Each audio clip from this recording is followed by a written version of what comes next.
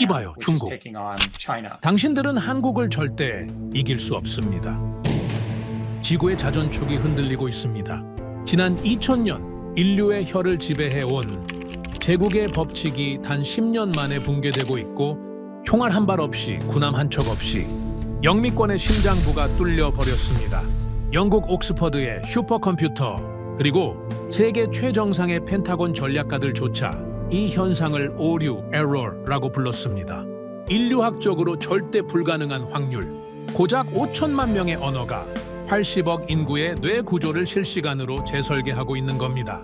마치 15세기 어느 천재가 심어놓은 시한폭탄이 지금 막 터진 것처럼 말이죠. 들리십니까? 저온 세계 언어의 장벽이 무너져 내리는 소리가. 이건 문화가 아닙니다. 역사상 가장 완벽한 침투입니다. 그리고 지금 당신이 알고 있던 세계 지도가 오늘 다시 그려집니다. 그 전에 잠깐 1초 만에 누를 수 있는 좋아요 버튼을 꾹 눌러주시면 영상 제작에 아주 큰 힘이 됩니다. 그럼 바로 시작하겠습니다. 저는 그날 말할 생각이 없었습니다. 유럽 언어정책 국제포럼, 매년 열리는 학술 행사죠. 주제는 늘 비슷합니다.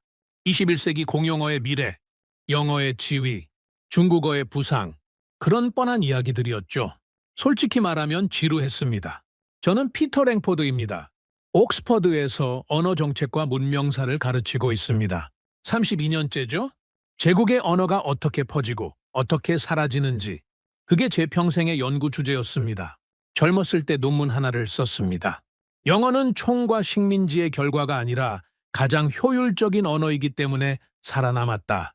그 논문으로 학계에서 이름을 알렸죠. UN 언어정책 자문도 했습니다. 영국 교육부 외국어 커리큘럼 위원도 지냈죠. 32년 동안 내린 결론은 단순했습니다. 언어는 힘을 따라갑니다. 문화는 부차적이죠. 경제력, 군사력, 기술력.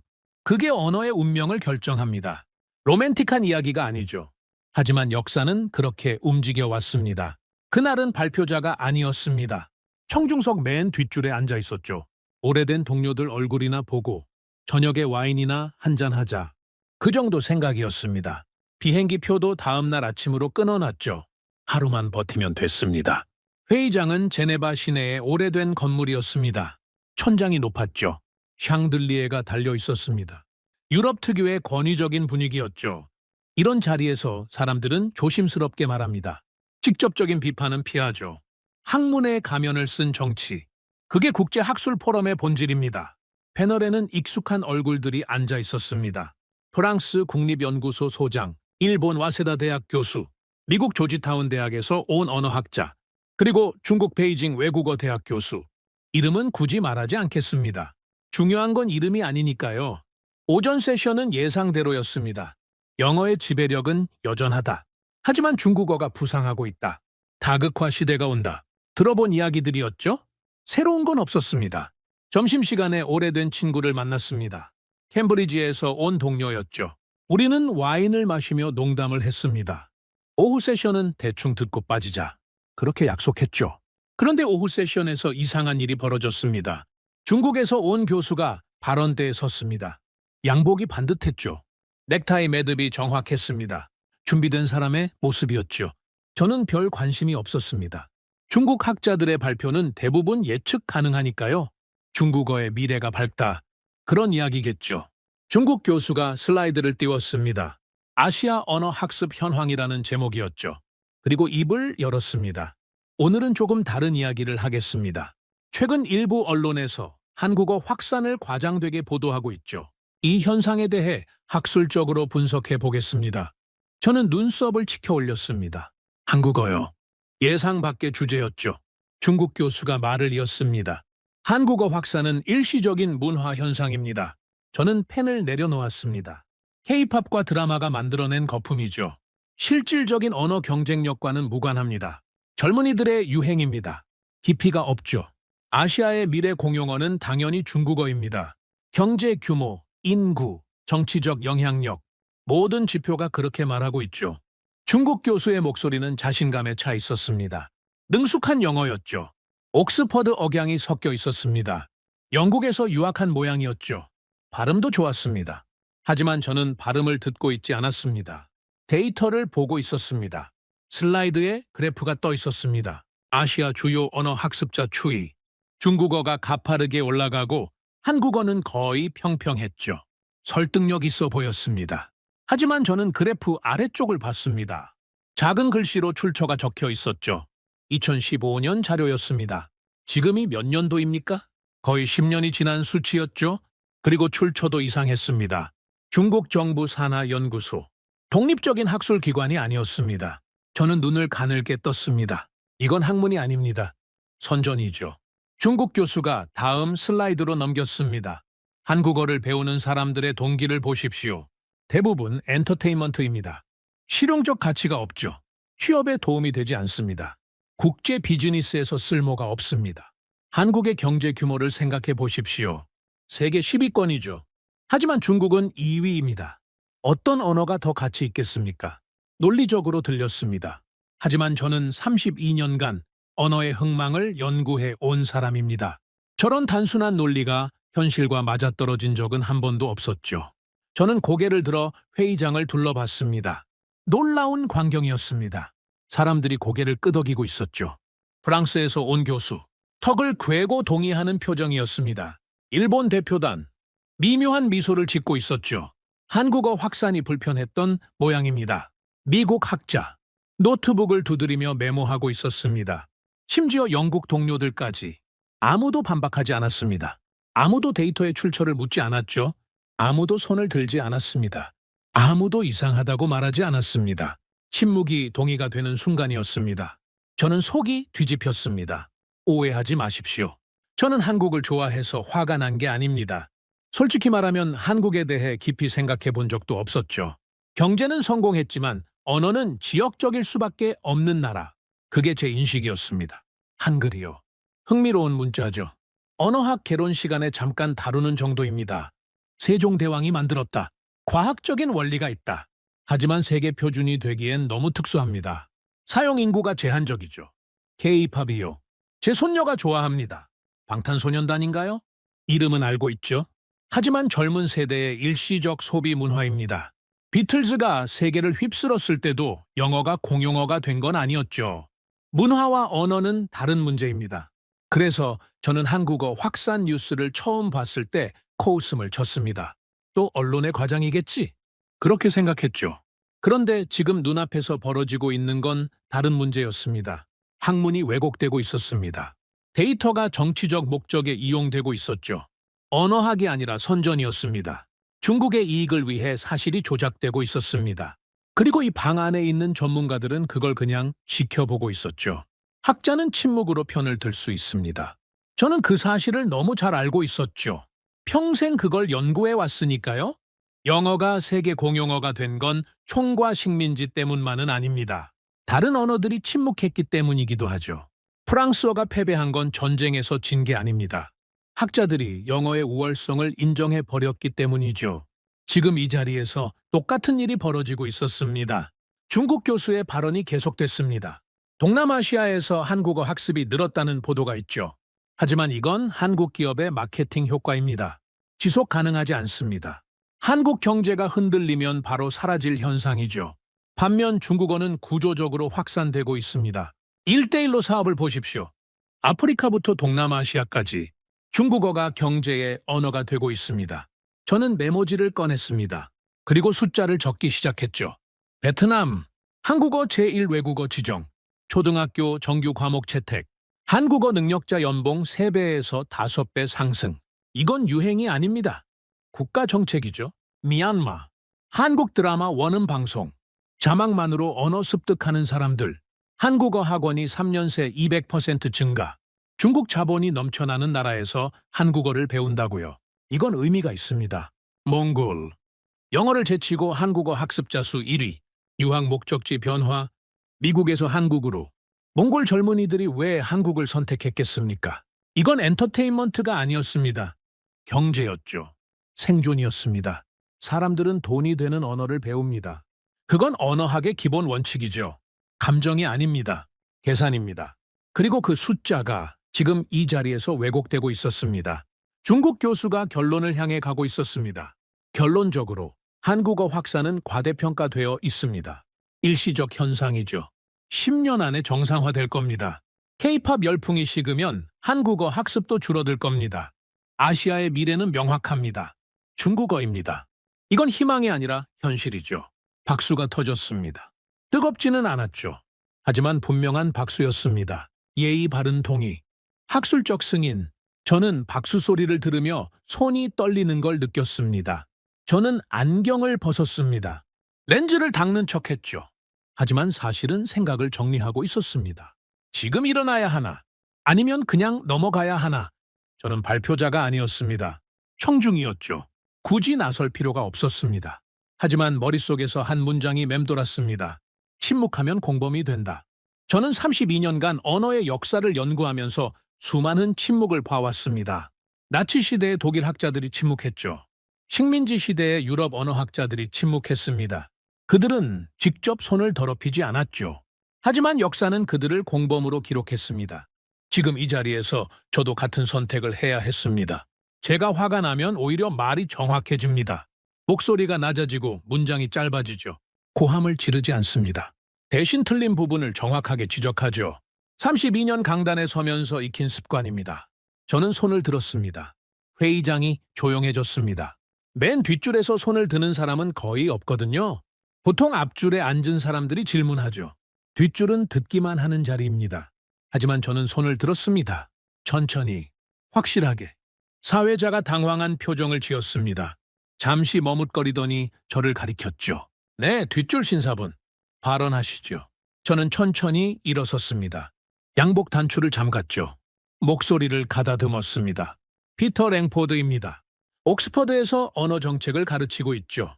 회의장에 작은 웅성거림이 퍼졌습니다. 제 이름을 아는 사람들이 있었던 모양입니다. 앞줄에 앉은 몇몇이 고개를 돌려 저를 봤죠. 중국 교수의 얼굴에 긴장이 스쳤습니다. 저는 중국 교수를 똑바로 바라봤습니다. 그리고 말했죠. 방금 발언에는 사실과 통계가 섞여 있지 않습니다. 회의장이 얼어붙었습니다. 중국 교수의 얼굴이 굳었죠. 사회자가 당황한 표정을 지었습니다. 하지만 저는 멈추지 않았습니다. 2015년 데이터로 2024년을 분석할 수는 없습니다. 그리고 정부 산하 연구소의 자료를 학술 근거로 인용하는 건 이 자리에서 적절하지 않죠. 우리는 학자입니다. 선정가가 아닙니다. 회의장에 침묵이 내려앉았습니다. 누군가 헛기침을 했죠. 하지만 아무도 말하지 않았습니다. 저는 메모지를 들어 올렸습니다. 제가 확인한 최신 데이터를 말씀드리겠습니다. 베트남에서 한국어는 제1외국어입니다. 국가가 선택한 겁니다. 미얀마에서 한국어 학습자는 3년 새 3배가 됐죠. 몽골에서는 영어보다 한국어를 먼저 배웁니다. 회의장이 술렁였습니다. 저는 목소리를 낮췄습니다. 이건 유행이 아닙니다. 정책입니다. 국가들이 선택하고 있죠. 유행은 정책이 되지 않습니다. 하지만 지금 한국어는 정책이 되고 있습니다. 이게 무슨 의미인지 이 자리에 계신 분들은 아실 겁니다. 중국 교수가 마이크를 잡았습니다. 얼굴이 붉어져 있었죠. 반박하려는 거였습니다. 하지만 저는 한 문장을 더 던졌습니다. 언어는 숫자로 증명됩니다. 그리고 지금 그 숫자가 이 자리에서 왜곡되고 있었습니다. 학자로서 침묵할 수 없었습니다. 회의장이 완전히 조용해졌습니다. 저는 자리에 앉았습니다. 심장이 뛰었습니다. 하지만 후회는 없었죠. 나는 한국을 위해 입을 연 것이 아닙니다. 학문을 위해서였죠. 진실을 위해서였습니다. 하지만 그 순간 저는 알지 못했습니다. 제가 방금 무슨 문을 열었는지. 그날 저녁 호텔 방에서 노트북을 열었습니다. 한국어 확산이라고 검색했죠. 결과가 쏟아졌습니다. 수십 개의 뉴스, 수백 개의 통계. 저는 밤새 자료를 읽었습니다. 읽으면 읽을수록 이상했습니다. 숫자가 말이 안 됐죠. 유행으로 설명할 수 없는 현상이었습니다. 뭔가 근본적인 게 바뀌고 있었습니다. 한국이라는 나라, 한국어라는 언어, 한글이라는 문자. 그것들이 제 인생을 완전히 바꿔놓을 줄은 그때는 정말 몰랐습니다. 제네바에서 돌아온 다음 날, 저는 연구실에 출근하지 않았습니다. 집에서 노트북을 열었죠. 커피를 내리고 책상 앞에 앉았습니다. 창밖으로 옥스퍼드의 오래된 건물들이 보였죠. 하지만 저는 풍경을 볼 여유가 없었습니다. 한국어 확산.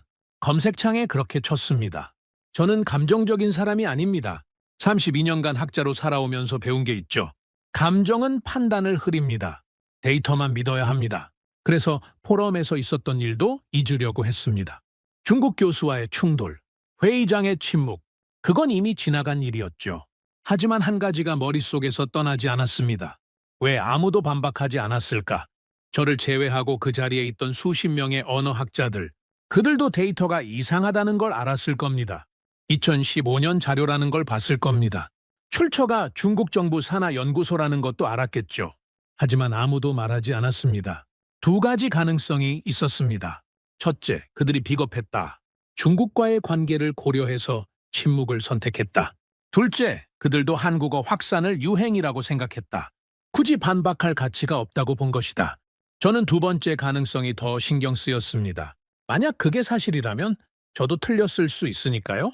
포럼에서 저는 한국어 확산이 정책이라고 말했습니다. 유행이 아니라고 했죠. 하지만 그건 그 순간의 판단이었습니다. 제대로 조사한 게 아니었죠. 학자는 확인하지 않은 것을 주장하면 안 됩니다.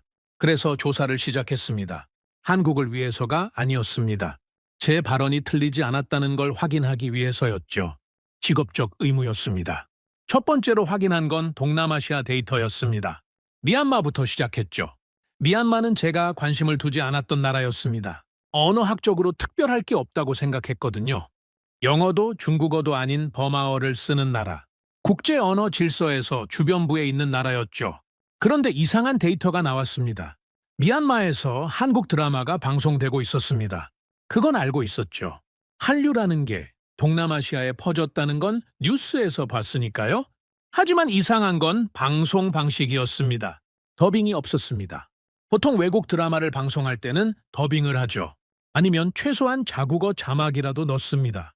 그게 일반적인 방식입니다. 시청자가 내용을 이해해야 하니까요. 그런데 미얀마에서는 한국 드라마를 원음 그대로 방송하고 있었습니다. 한국어 대사가 그대로 나오고 미얀마어 자막만 붙었죠. 왜 더빙을 하지 않았을까? 처음에는 비용 문제라고 생각했습니다. 미얀마가 경제적으로 어려운 나라니까 더빙할 돈이 없었겠지. 하지만 조사해보니 그게 아니었습니다. 시청자들이 원음을 원했습니다. 더빙 버전을 싫어했죠. 한국어 원음으로 들어야 감정이 전달된다고 했습니다. 배우의 목소리를 직접 듣고 싶다고 했죠. 그래서 방송국이 원음 방송으로 바꾼 거였습니다. 저는 고개를 갸웃거렸습니다. 이해가 안 됐거든요. 한국어를 모르는 사람들이 왜 원음을 원할까? 자막을 읽으면서 드라마를 보는 게 불편하지 않을까? 그런데 더 이상한 데이터가 나왔습니다. 미얀마 시청자들 중 상당수가 자막 없이 드라마를 이해하기 시작했습니다. 한국어를 따로 배운 적이 없는 사람들이었죠. 학원에 다닌 것도 아니었습니다. 그냥 드라마를 반복해서 보다가 어느 순간 대사가 들리기 시작했다고 했습니다. 간단한 문장은 자막 없이도 알아듣게 됐다고 했죠. 이건 언어학적으로 설명하기 어려운 현상이었습니다. 보통 외국어를 습득하려면 체계적인 학습이 필요합니다. 문법을 배우고 단어를 외우고 회화를 연습해야 하죠. 그냥 드라마만 본다고 언어가 습득되지는 않습니다. 적어도 제가 알고 있는 언어학 이론으로는 그랬습니다. 그런데 미얀마에서는 그 일이 벌어지고 있었습니다. 저는 이유를 찾기 시작했습니다. 왜 미얀마 사람들은 한국어를 그렇게 빨리 습득할까? 연구 논문들을 뒤졌죠. 그리고 흥미로운 가설을 발견했습니다. 문법 구조의 유사성이었습니다. 버메어와 한국어는 어순이 비슷합니다. 주어 목적어 동사 순서죠. 영어와는 완전히 다릅니다. 그래서 미얀마 사람들이 한국어를 들을 때 문장 구조가 자연스럽게 느껴진다는 거였습니다. 영어를 배울 때보다 훨씬 적은 노력으로 패턴을 파악할 수 있다는 거죠. 흥미로웠습니다. 하지만 아직 확신하기엔 일렀죠. 다음으로 베트남 데이터를 확인했습니다. 베트남은 미얀마와 상황이 달랐습니다. 드라마 때문에 한국어가 퍼진 게 아니었죠. 정부가 움직였습니다. 2021년 베트남 교육부는 한국어를 제1외국어로 지정했습니다. 이게 무슨 의미인지 이해하셔야 합니다. 제1외국어라는 건 영어와 같은 지위를 준다는 뜻입니다. 초등학교 정규 과목으로 채택한다는 뜻이죠. 국가가 공식적으로 이 언어를 배우라고 권장한다는 뜻입니다.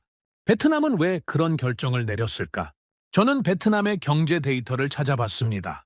그리고 답을 찾았죠. 한국 기업들이 베트남에 대거 진출해 있었습니다. 삼성, 현대, LG. 이름만 들어도 아는 기업들이죠.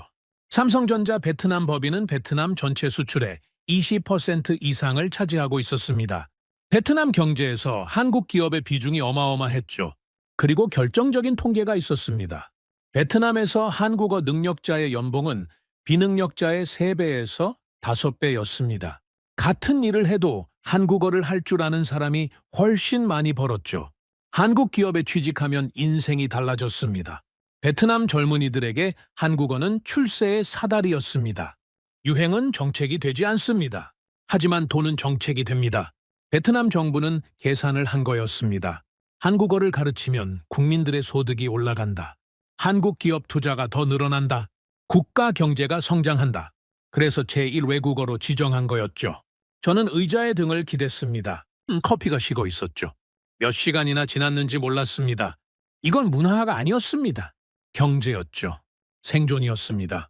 사람들은 좋아하는 언어를 배우지 않습니다. 돈이 되는 언어를 배우죠. 그건 언어학의 기본 원칙입니다.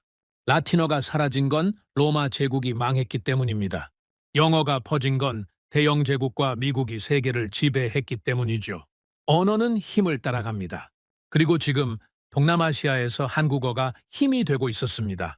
저는 조사 범위를 넓혔습니다. 몽골 데이터를 확인했죠. 몽골은 더 충격적이었습니다. 몽골에서 가장 많이 배우는 외국어가 뭔지 아십니까? 영어가 아닙니다. 중국어도 아니죠. 러시아어도 아닙니다. 한국어였습니다. 영어를 제치고 한국어가 1위였습니다. 몽골 젊은이들의 절반 이상이 한국어를 배우고 있었죠. 한국어 학원이 수도 울란바토르 곳곳에 있었습니다. 저는 이해가 안 됐습니다. 왜 몽골인들이 한국어를 배울까? 몽골과 한국은 지리적으로 가깝지도 않습니다. 역사적 연결고리도 약하죠. 그런데 왜 영어보다 한국어를 먼저 배울까? 조사해보니 2가지 이유가 있었습니다. 첫째, 문법 구조였습니다. 몽골어와 한국어는 같은 알타이어족으로 분류됩니다. 학술적으로 논쟁이 있긴 하지만 문법 구조가 비슷한 건 사실이죠. 어순이 같습니다. 조사 사용법이 비슷합니다. 몽골 사람들이 한국어를 배우면 영어보다 훨씬 빨리 습득할 수 있었죠. 둘째, 유학 목적지의 변화였습니다. 예전에는 몽골 젊은이들이 미국이나 유럽으로 유학을 갔습니다. 영어를 배워서 서양으로 가는 게 꿈이었죠. 하지만 지금은 달라졌습니다. 한국으로 가는 유학생이 급증했죠. 이유는 간단했습니다. 한국 대학 학비가 미국보다 쌌습니다. 장학금도 많았죠. 졸업 후 취업률도 높았습니다. 한국에서 공부하고 한국 기업에 취직하면 몽골에서는 상상도 못할 연봉을 받을 수 있었습니다. 몽골 부모들의 계산이 바뀐 거였습니다. 영어 가르쳐서 미국 보내는 것보다 한국어 가르쳐서 한국 보내는 게 더 현실적이었죠. 더 확실한 투자였습니다. 저는 중앙아시아 데이터도 확인했습니다. 카자흐스탄, 우즈베키스탄, 키르기스스탄 비슷한 패턴이었죠. 한국어 학습 붐이 일고 있었습니다.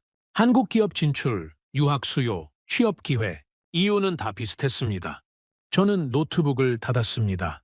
창밖이 어두워져 있었습니다. 하루 종일 조사만 한 거였죠. 점심도 걸은 것 같았습니다. 배가 고팠지만 식욕이 없었습니다. 머릿속이 복잡했습니다. 32년간 언어의 흥망을 연구해 왔습니다. 패턴은 항상 비슷했죠. 강대국의 언어가 퍼집니다. 식민지의 언어가 사라지죠. 경제력과 군사력이 언어의 운명을 결정합니다. 예외는 없었습니다. 그런데 지금 제가 보고 있는 건 뭡니까? 한국은 강대국이 아닙니다. 인구 5천만의 중간 규모 국가죠. 군사적으로는 미국과 중국 사이에 끼어 있습니다. 식민지를 가진 적도 없죠. 제국의 언어가 아닙니다. 그런데 한국어가 퍼지고 있었습니다. 그것도 엄청난 속도로요? 제가 알고 있는 언어학 이론으로는 설명이 안 됐습니다. 유행이라고요. K-팝 때문이라고요. 드라마 때문이라고요.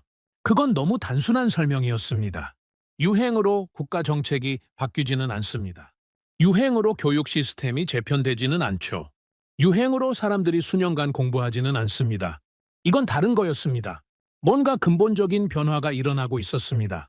언어 질서의 지각 변동이었죠. 저는 그걸 느꼈습니다. 32년간 쌓아온 직관이 경고하고 있었습니다. 이건 설명이 안 된다. 기존 이론으로는 안 된다. 저는 다시 노트북을 열었습니다. 이번에는 다른 검색어를 쳤습니다. 한국어 확산 원인. 결과가 쏟아졌죠. 하지만 대부분 비상적인 분석이었습니다. K-팝, 드라마, 한류 그런 단어들만 반복됐습니다. 저는 더 깊이 파고들었습니다. 학술 논문을 찾았죠. 언어학 저널, 경제학 저널, 사회학 저널, 여러 분야의 연구를 교차 검토했습니다. 그리고 한 가지 가설이 떠올랐습니다. 혹시 한국어 자체에 뭔가 특별한 게 있는 건 아닐까? 문화가 아니라 언어 자체, 드라마가 아니라 문자 자체, 거기에 답이 있는 건 아닐까? 저는 한글에 대해 조사하기 시작했습니다. 솔직히 말하면 한글에 대해 아는 게 별로 없었습니다. 세종대왕이 만들었다는 것, 과학적인 원리가 있다는 것, 그 정도였죠. 언어학 개론 시간에 잠깐 다루는 수준이었습니다. 하지만 조사를 시작하자마자 이상한 점을 발견했습니다. 한글은 다른 문자들과 완전히 달랐습니다. 대부분의 문자는 자연적으로 발생합니다. 수천 년에 걸쳐 진화하죠. 누가 만들었는지 모릅니다. 언제 시작됐는지도 정확하지 않죠. 라틴 알파벳, 한자, 아랍 문자 다 그렇습니다. 그런데 한글은 달랐습니다. 창제자가 명확했습니다. 세종대왕이죠. 창제 시기도 명확했습니다. 1443년입니다. 창제 원리도 명확했죠. 훈민정금 해례본이라는 문서에 다 적혀 있었습니다. 이런 문자는 인류 역사에서 한글이 유일했습니다. 저는 충격을 받았습니다. 32년간 언어를 연구하면서 이런 문자가 있다는 걸 제대로 몰랐다니요. 부끄러웠죠. 하지만 더 중요한 건 따로 있었습니다. 한글의 학습 효율성이었습니다. 연구 데이터에 따르면 외국인이 한글을 배우는 데 걸리는 시간은 평균 몇 시간이었습니다.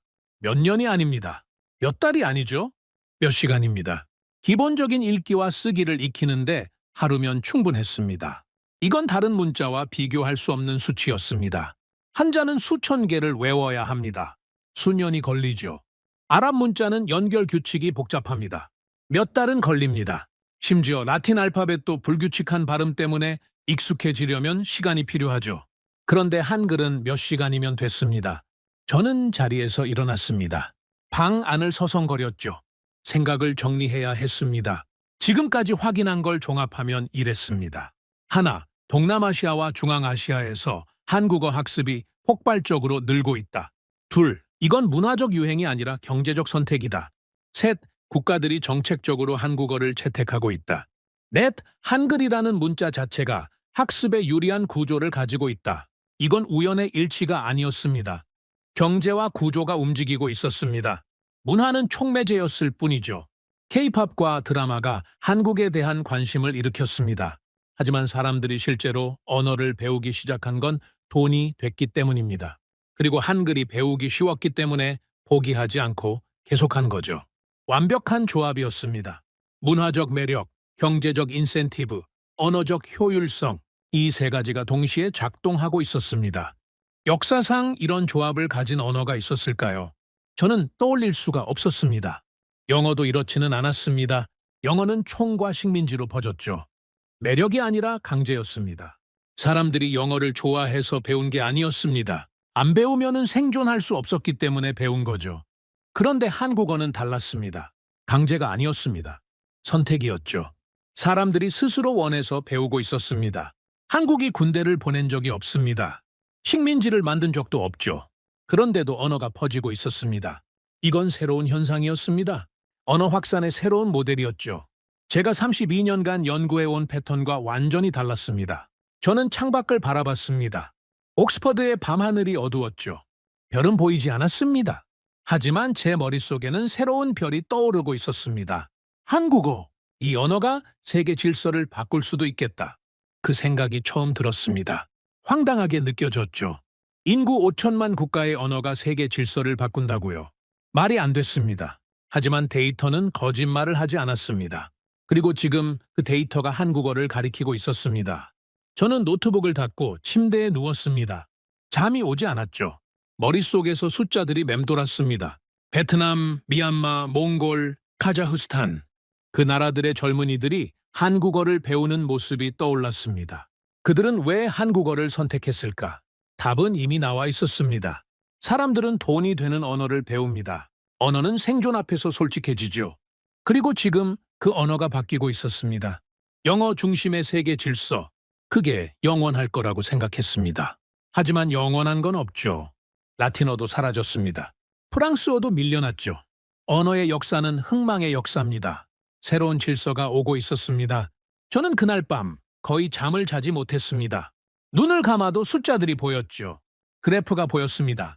지도 위에서 한국어가 퍼져나가는 모습이 보였습니다. 다음 날 아침 저는 결심했습니다. 이 현상을 제대로 연구해야겠다. 동남아시아만으로는 부족하다. 서구권 데이터도 봐야 한다. 영어의 봉어지에서 무슨 일이 벌어지고 있는지 확인해야 한다. 영어 제국의 심장부, 영국과 미국, 거기서 한국어가 어떤 위치에 있는지 그걸 확인해야 했습니다. 저는 연구실로 향했습니다. 동남아시아는 그렇다 치겠습니다. 경제적 이유가 명확했죠. 한국 기업이 진출해 있었습니다. 취업 기회가 있었죠. 돈이 됐습니다. 사람들이 한국어를 배우는 건 당연한 선택이었습니다. 하지만 서구는 다릅니다. 영국에 한국 기업이 얼마나 있겠습니까? 미국에서 한국어가 취업에 도움이 될까요? 서구 사람들에게 한국어는 실용적 가치가 거의 없습니다. 그냥 아시아의 작은 나라 언어죠. 배울 이유가 없습니다. 적어도 저는 그렇게 생각했습니다. 그래서 서구권 데이터를 확인하기로 했죠. 동남아시아 현상이 진짜 세계적인 건지 아니면 지역적인 건지 검증해야 했습니다. 만약 서구에서 한국어 학습이 늘지 않았다면 이건 그냥 아시아 내부의 일이었죠. 세계 언어 질서와는 무관한 거였습니다. 저는 영국 데이터부터 확인했습니다. 제가 사는 나라니까요. 가장 정확한 정보를 얻을 수 있었죠. 교육부 통계를 뒤졌습니다. 중등학교 외국어 수강 현황. 매년 발표되는 자료죠. 프랑스어, 독일어, 스페인어. 전통적인 외국어들의 수강생 추이가 나와 있었습니다. 그런데 이상한 항목이 눈에 들어왔습니다. 기타 언어. 예전에는 이 항목이 거의 의미가 없었습니다. 아랍어, 중국어, 일본어. 소수의 학생들이 배우는 언어들이었죠. 전체의 1%도 안 됐습니다. 그런데 최근 몇 년 사이에 이 항목이 급증하고 있었습니다. 저는 세부 데이터를 찾았습니다. 기타 언어의 구성이 뭔지 확인하고 싶었죠. 교육부 웹사이트를 뒤졌습니다. 지역교육청 보고서를 찾았죠. 그리고 답을 발견했습니다. 한국어였습니다. 영국 중고등학교에서 한국어 수업이 개설되기 시작했습니다. 처음에는 런던의 몇몇 학교였죠. 그런데 지금은 전국으로 퍼지고 있었습니다. 맨체스터, 버밍엄, 에든버러, 대도시부터 시작해서 중소도시까지. 저는 고개를 갸웃거렸습니다. 왜 하필 한국어일까? 영국 학생들이 한국어를 배워서 뭘 하겠다는 걸까? 더 자세한 정보가 필요했습니다. 저는 런던의 한 중학교에 연락했습니다. 교장과 통화를 했죠. 왜 한국어 수업을 개설했는지 물었습니다. 교장의 대답이 충격적이었습니다. 학생들이 요청했습니다. 청원서까지 냈죠. 한국어 수업을 열어달라고요. 처음에는 무시했습니다. 그런데 청원 서명이 계속 늘어났죠. 결국 시범적으로 열었습니다. 그랬더니 수강 신청이 폭주했습니다. 서버가 마비될 정도였죠. 저는 믿기 어려웠습니다. 학생들이 청원서를 냈다고요. 외국어 수업을 열어달라고 학생들이 먼저 요청했다고요. 그런 일이 있을 수 있습니까? 교장은 계속 말했습니다. 반면에 프랑스어랑 독일어는 폐강 위기입니다. 수강생이 너무 적어요. 학생들이 안 배우려고 합니다. 지루하다고 하죠. 실용성이 없다고 합니다. 그런데 한국어는 정반대예요. 대기자 명단이 있을 정도입니다. 저는 전화를 끊고 한참을 멍하니 앉아 있었습니다. 프랑스어와 독일어가 폐강 위기라고요. 영국에서요. 유럽의 핵심 언어들이요. 그런데 한국어는 대기자 명단이 있다고요. 이건 말이 안 됐습니다. 프랑스어는 수백 년간 영국 교육의 핵심이었습니다. 귀족들의 언어였죠. 교양의 상징이었습니다. 독일어는 학술과 기술의 언어였죠. 철학, 과학, 공학. 독일어를 알면 지식의 문이 열렸습니다. 그런데 지금 영국 학생들은 프랑스어와 독일어를 지루하다고 합니다. 실용성이 없다고 하죠. 대신 한국어를 배우겠다고 청원서를 냅니다. 무슨 일이 벌어지고 있는 겁니까? 저는 더 깊이 조사했습니다. 왜 영국 학생들이 한국어에 열광하는지 알고 싶었죠. 설문조사 결과를 찾았습니다. 학생들의 인터뷰 기사를 읽었습니다. 그리고 한 가지 패턴을 발견했습니다. 학생들은 한국어를 힙하다고 생각했습니다. 힙하다. 영어로 하면 쿨하다는 뜻이죠. 멋지다. 세련됐다. 트렌디하다. 그런 의미입니다. 영국 10대들에게 한국어는 가장 멋진 언어였습니다. 저는 처음에 이해가 안 됐습니다. 힙하다고요. 언어가 힙할 수 있습니까? 언어는 의사소통 도구입니다. 멋지고 안 멋지고의 문제가 아니죠. 하지만 학생들의 인터뷰를 읽으면서 조금씩 이해가 됐습니다. 한 학생이 이렇게 말했습니다. K-팝 가사를 원어로 이해하고 싶어요. 번역으로는 뉘앙스가 안 살아요. 진짜 의미를 알고 싶죠? 다른 학생은 이렇게 말했습니다. 한국 드라마를 자막 없이 보고 싶어요. 배우들이 진짜로 뭐라고 하는지 알고 싶죠? 감정이 다르게 느껴질 것 같아요. 또 다른 학생은 이렇게 말했습니다. 한국어를 할 줄 알면 한국인 친구들이랑 직접 대화할 수 있어요. 번역기 없이요. 그게 진짜 연결이잖아요? 저는 이 대답들을 읽으면서 뭔가 깨달았습니다. 이건 취업 때문이 아니었습니다. 돈 때문이 아니었죠. 동남아시아와는 완전히 다른 동기였습니다. 영국 학생들은 연결을 원했습니다. 한국 문화와 직접 연결되고 싶었죠. 번역이라는 장벽 없이요. 중간 매개 없이요. 원본 그 자체를 경험하고 싶었습니다. 이건 언어학에서 말하는 통합적 동기였습니다. 언어를 배우는 동기는 크게 두 가지로 나뉩니다. 도구적 동기와 통합적 동기죠. 도구적 동기는 실용적인 목적입니다. 취업, 승진, 돈, 베트남 사람들이 한국어를 배우는 이유죠. 통합적 동기는 문화적 목적입니다. 그 언어를 쓰는 사람들과 연결되고 싶다. 그 문화의 일부가 되고 싶다. 영국 학생들이 한국어를 배우는 이유였습니다. 통합적 동기는 더 강력합니다. 도구적 동기는 목표가 달성되면 사라집니다. 취직하면 더 이상 공부하지 않죠. 하지만 통합적 동기는 끝이 없습니다. 문화에 대한 사랑은 계속되니까요. 평생 공부하게 됩니다. 영국 학생들은 한국 문화를 사랑하고 있었습니다. 그래서 한국어를 배우고 싶어 했죠. 돈이 안 돼도 상관없었습니다. 취업에 도움이 안 돼도 괜찮았죠. 그냥 좋아서 배우는 거였습니다. 저는 32년간 언어를 연구하면서 이런 현상을 본 적이 없었습니다. 영어를 좋아서 배우는 사람이 얼마나 있겠습니까? 대부분 필요해서 배우죠. 취업하려면 영어가 필요합니다. 논문 쓰려면 영어가 필요하죠. 국제 비즈니스에는 영어가 필수입니다. 좋아서가 아니라 어쩔 수 없어서 배우는 겁니다. 그런데 한국어는 달랐습니다. 사람들이 좋아서 배우고 있었습니다. 필요 없는데 배우고 있었죠. 돈이 안 되는데 배우고 있었습니다. 이런 언어가 있었습니까? 저는 다음으로 언어 권위의 변화를 조사했습니다. 옥스퍼드 영어 사전. 영어의 성경이라고 불리는 사전이지요. 영어 단어의 정의와 역사를 기록합니다. 새로운 단어가 등재되려면 엄격한 심사를 거쳐야 하죠. 충분한 사용 빈도와 역사가 있어야 합니다. 저는 최근 몇 년간 등재된 새 단어 목록을 확인했습니다. 충격이었습니다. 한국어 단어들이 대거 등재되어 있었습니다. 한류, K-팝, K-드라마, 먹방, 치맥, 대박, 어바, 누나, 언니, 형, 애교, 페이팅, 셀카. 이게 옥스퍼드 영어 사전이에요. 수백 년 역사의 권위 있는 사전에 한국어 단어들이 실린 겁니다. 그것도 한두 개가 아니라 수십 개가요. 저는 사전 편집자의 인터뷰를 찾았습니다.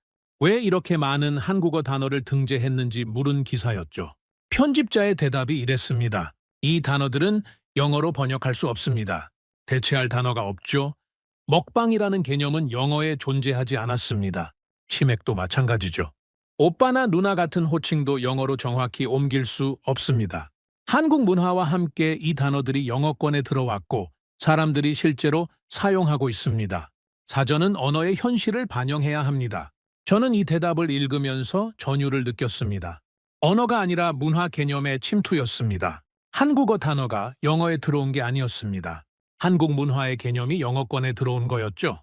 먹방이라는 개념, 치맥이라는 문화, 오빠라는 관계, 이런 것들이 영어권 사람들의 삶에 들어온 겁니다. 그래서 번역이 안 됐습니다.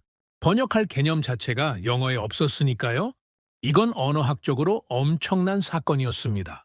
보통 강대국의 언어가 약소국 언어에 영향을 미칩니다. 영어 단어가 다른 언어에 들어가죠. 컴퓨터, 인터넷, 마케팅. 영어에서 온 단어들입니다. 이건 자연스러운 현상이죠. 강한 쪽에서 약한 쪽으로 흐르는 겁니다. 그런데 지금은 반대 방향이었습니다. 한국어가 영어에 들어가고 있었습니다. 영어의 봉어지인 영국에서요. 옥스퍼드 영어 사전에요. 이건 전례가 없는 일이었습니다. 저는 미국 데이터도 확인했습니다. 미국은 세계 언어 질서의 중심입니다. 영어 패권의 봉어지죠. 미국에서 무슨 일이 벌어지고 있는지 알아야 했습니다. 미국 대학 외국어 수강 통계를 찾았습니다. 미국 현대언어협회에서 발표하는 자료였죠. 몇 년마다 전국 대학의 외국어 수강 현황을 조사합니다. 결과가 놀라웠습니다. 전체적으로 외국어 수강생이 줄고 있었습니다. 스페인어, 프랑스어, 독일어, 일본어, 중국어 다 감소하고 있었죠. 미국 학생들이 외국어에 관심을 잃고 있었습니다. 영어만 하면 되니까요. 굳이 다른 언어를 배울 필요가 없었죠. 그런데 딱 하나 올라가는 언어가 있었습니다. 한국어였습니다. 10년간 한국어 수강생이 2배로 늘었습니다. 다른 언어는 다 줄어드는데 한국어만 늘어났죠. 혼자 오르는 언어였습니다. 저는 이 그래프를 한참 들여다봤습니다. 다른 언어들의 선은 다 아래로 향하고 있었습니다. 스페인어도 내려가고 있었죠. 미국에서 스페인어는 실용적인 언어입니다. 히스패닉 인구가 많으니까요. 그런데도 줄어들고 있었습니다. 중국어도 내려가고 있었습니다. 중국이 세계 2위 경제 대국인데요. 미중 관계가 중요한데요. 그런데도 미국 학생들은 중국어를 덜 배우고 있었습니다. 일본어도 마찬가지였습니다. 10년 전에는 아시아 언어 중 가장 인기 있었죠. 애니메이션과 게임 때문이었습니다.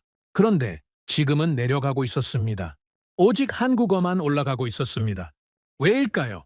저는 미국 대학생들의 인터뷰를 찾았습니다.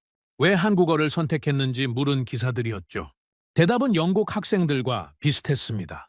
K-팝 가사를 이해하고 싶어서, 드라마를 원어로 보고 싶어서, 한국 문화가 좋아서, 한국인 친구들과 대화하고 싶어서, 통합적 동기였습니다.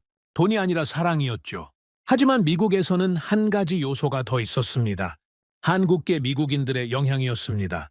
미국에는 한국계 이민자들이 많이 살고 있습니다. 로스앤젤레스, 뉴욕, 시카고. 대도시의 한인 커뮤니티가 형성되어 있죠. 한국 음식점, 한국 마트, 한국 교회. 일상에서 한국 문화를 접할 수 있습니다. 미국 학생들은 이런 환경에서 자랐습니다. 한국 친구가 있는 경우도 많았죠. 한국 음식을 먹어본 경우도 많았습니다. 한국은 먼 나라가 아니었죠. 바로 옆에 있는 문화였습니다. 그래서 한국어를 배우는 게 자연스러웠습니다. 친구의 언어를 배우는 거니까요. 좋아하는 음식의 나라 언어를 배우는 거니까요.